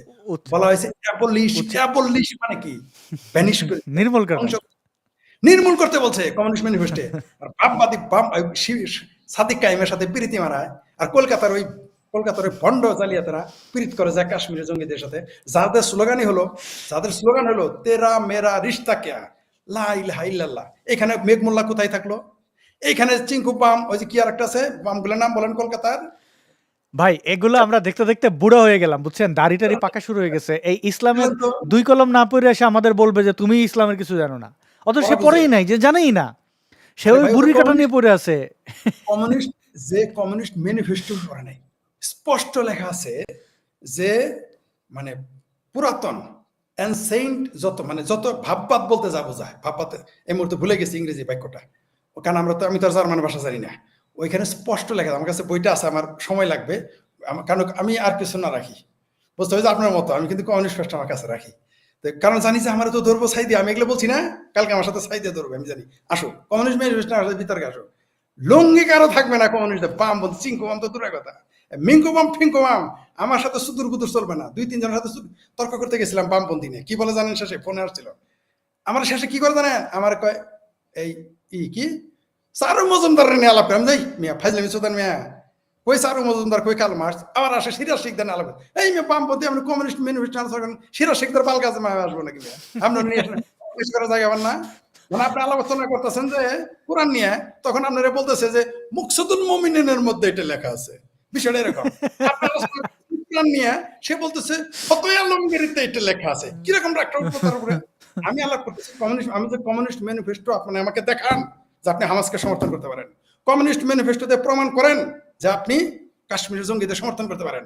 কারণ বা কোনো বাংলাদেশ না, পৃথিবীর কোনো কমিউনিস্ট যদি প্রমাণ করতে পারে, কালকে আমি তওবা করে এদের বিরোধিতা করা বাদ দিব, কালকে যদি প্রমাণ করতে পারে, আপনার চ্যানেল আমি তো জানাই দিলাম ওখানে। অনেক তারা ধন্যবাদ বলছে, শেখ ফরিদ ভাই। জি জি, জি, ধন্যবাদ আপনার। না ঠিক আছে, বলে শেষ করেন আপনি, অসুবিধা নেই। জি জি আপনার চ্যানেলের মাধ্যমে Sorry. জিনিসটা আচ্ছা আপনি বলেন, আপনারই বলেন। আমি বলতেছি যে আমার রং সবুজ বা আমার রং লাল, আপনি জোর করে আমার সাদা বানাবেন কেন? ওরা বলতেছে তেরা মেরা রিশতা ক্যা, এটা আবার কপি করে ইদানিং হেফাজতের শুরু করছে বাংলাদেশে, এটা আগে ছিল না। তেরা মেরা রিশতা ক্যা লা ইলাহা ইল্লাল্লাহ, এখানে কমিউনিজম কোথায় থাকলো? গণতন্ত্র কোথায় থাকলো? এখানে কলকাতা সেকুরা তৃণমূল কোথায় থাকলো? আমাকে বোঝায় বলেন তো, আপনি বলেন। সে তো স্লোগানই দিয়ে, যখনই বলে তেরা মেরা রিশতা কেয়া, ও বলতেছে তোর সাথে পাঞ্চত আমার কোনো রিশতাই নেই, কমিউনিস্টের সাথে নাই, গণতান্ত্রিকের সাথে নাই, সেকুলার সাথে রিশতা নাই। আর আপনি বলতেছেন তেরা তো এর আমার বন্ধু, হামাস নির্যাতিত নিপীড়িত, আর তোরে ছাড়বে নাকি? তোরা তো জবাই করে দিবে হামাস আর কাশ্মীরে যদি আপনার এই বামপন্থীর বাচ্চা 57টা মুসলিম দেশে ইনক্লুডিং বাংলাদেশ, কোথায় কমিউনিস্টরা যা কথা বলতে পারে? একটা দেশ বাইর করতে পারবেন ভারত ছাড়া এই এশিয়াতে? কথা বলতে পারবে? থাপড়ায় গাল পট্টি গরম করে দিবে না? সেকুলারিজমের কথা বলতে পারবে? পাকিস্তানের কমিউনিস্টদের সাথে আমার কথা হয়েছিল কয়েকবার, তারা কি বলছে জানেন? কয়েক কমরেড বিশ্বাস করেন আর না করেন, আমাদেরকে আগে ঘোষণা দিতে হয় প্রকাশ্য যে আমরা আশেকে রাসুল, আশেকে রাসুল হয়ে তাকে বলতে হয় কমিউনিস্ট পার্টি করে। এই হচ্ছে বাংলাদেশ। তো এই হচ্ছে কমিউনিজমের রাজনীতি। আমরা অন্য এক প্রসঙ্গে গিয়ে আরেক প্রসঙ্গে চলে আসলাম, যাই হোক জি আমি না দুঃখিত। ধন্যবাদ। তবে না না কোনো অসুবিধা নেই। হ্যাঁ জি, জি, বাংলাদেশকে আমরা সম্মিলিতভাবে মুক্তিযুদ্ধের চেতনা, আমাদের আপনি যেমন বলেন আপনার স্কেল একটা, আমার স্কেলও একটাই। আমিও মানুষকে মাপি মুক্তিযুদ্ধ দিয়ে, কারণ হচ্ছে যে যখন আপনি জাতীয়তাবাদী চেতনার চিন্তা করবেন তখন আমি মুক্তিযুদ্ধতে আপনাকে বাঁচবো। হ্যাঁ, যখন বিশ্ব রাজনীতিতে আসবেন তখন জাতীয়তাবাদ খতম, ওটার আমার দরকার নেই, সেটা আলাদা বিষয়। আপনি যখন মানবপ্রেমিক মানবতাবাদী, আপনার জন্য দেশ ধর্ম এগুলো কিছুই দরকার নেই। কিন্তু যখন আপনি জাতীয়তাবাদী এবং সাম্প্রদায়িক, তখন আপনি ধর্মের দরকার আছে, দেশের দরকার আছে। ওকে, আপনি ধর্ম মানেন কিন্তু অসাম্প্রদায়িক থাকেন, এটা আমরা চাইবো। যদিও ধার্মিক হয়ে সাম্প্রদায়িক অসাম্প্রদায়িক হওয়া খুবই কঠিন, কারণ ডক্টর আহমদ শরীফ স্যার বলেছেন, যারা একই সাথে ধর্ম পালন করে এবং একই সাথে অসাম্প্রদায়িক কথা বিশ্বাস যারা চায় ধার্মিকদের কাছে, তারা হচ্ছে মুনাফেক। এটা ডক্টর আহমেদ শরীফ স্যারের কথায় লেখা আছে। একই সাথে দুইটা হয় না, যাই আমরা ওই বিতর্কেও গেলাম না।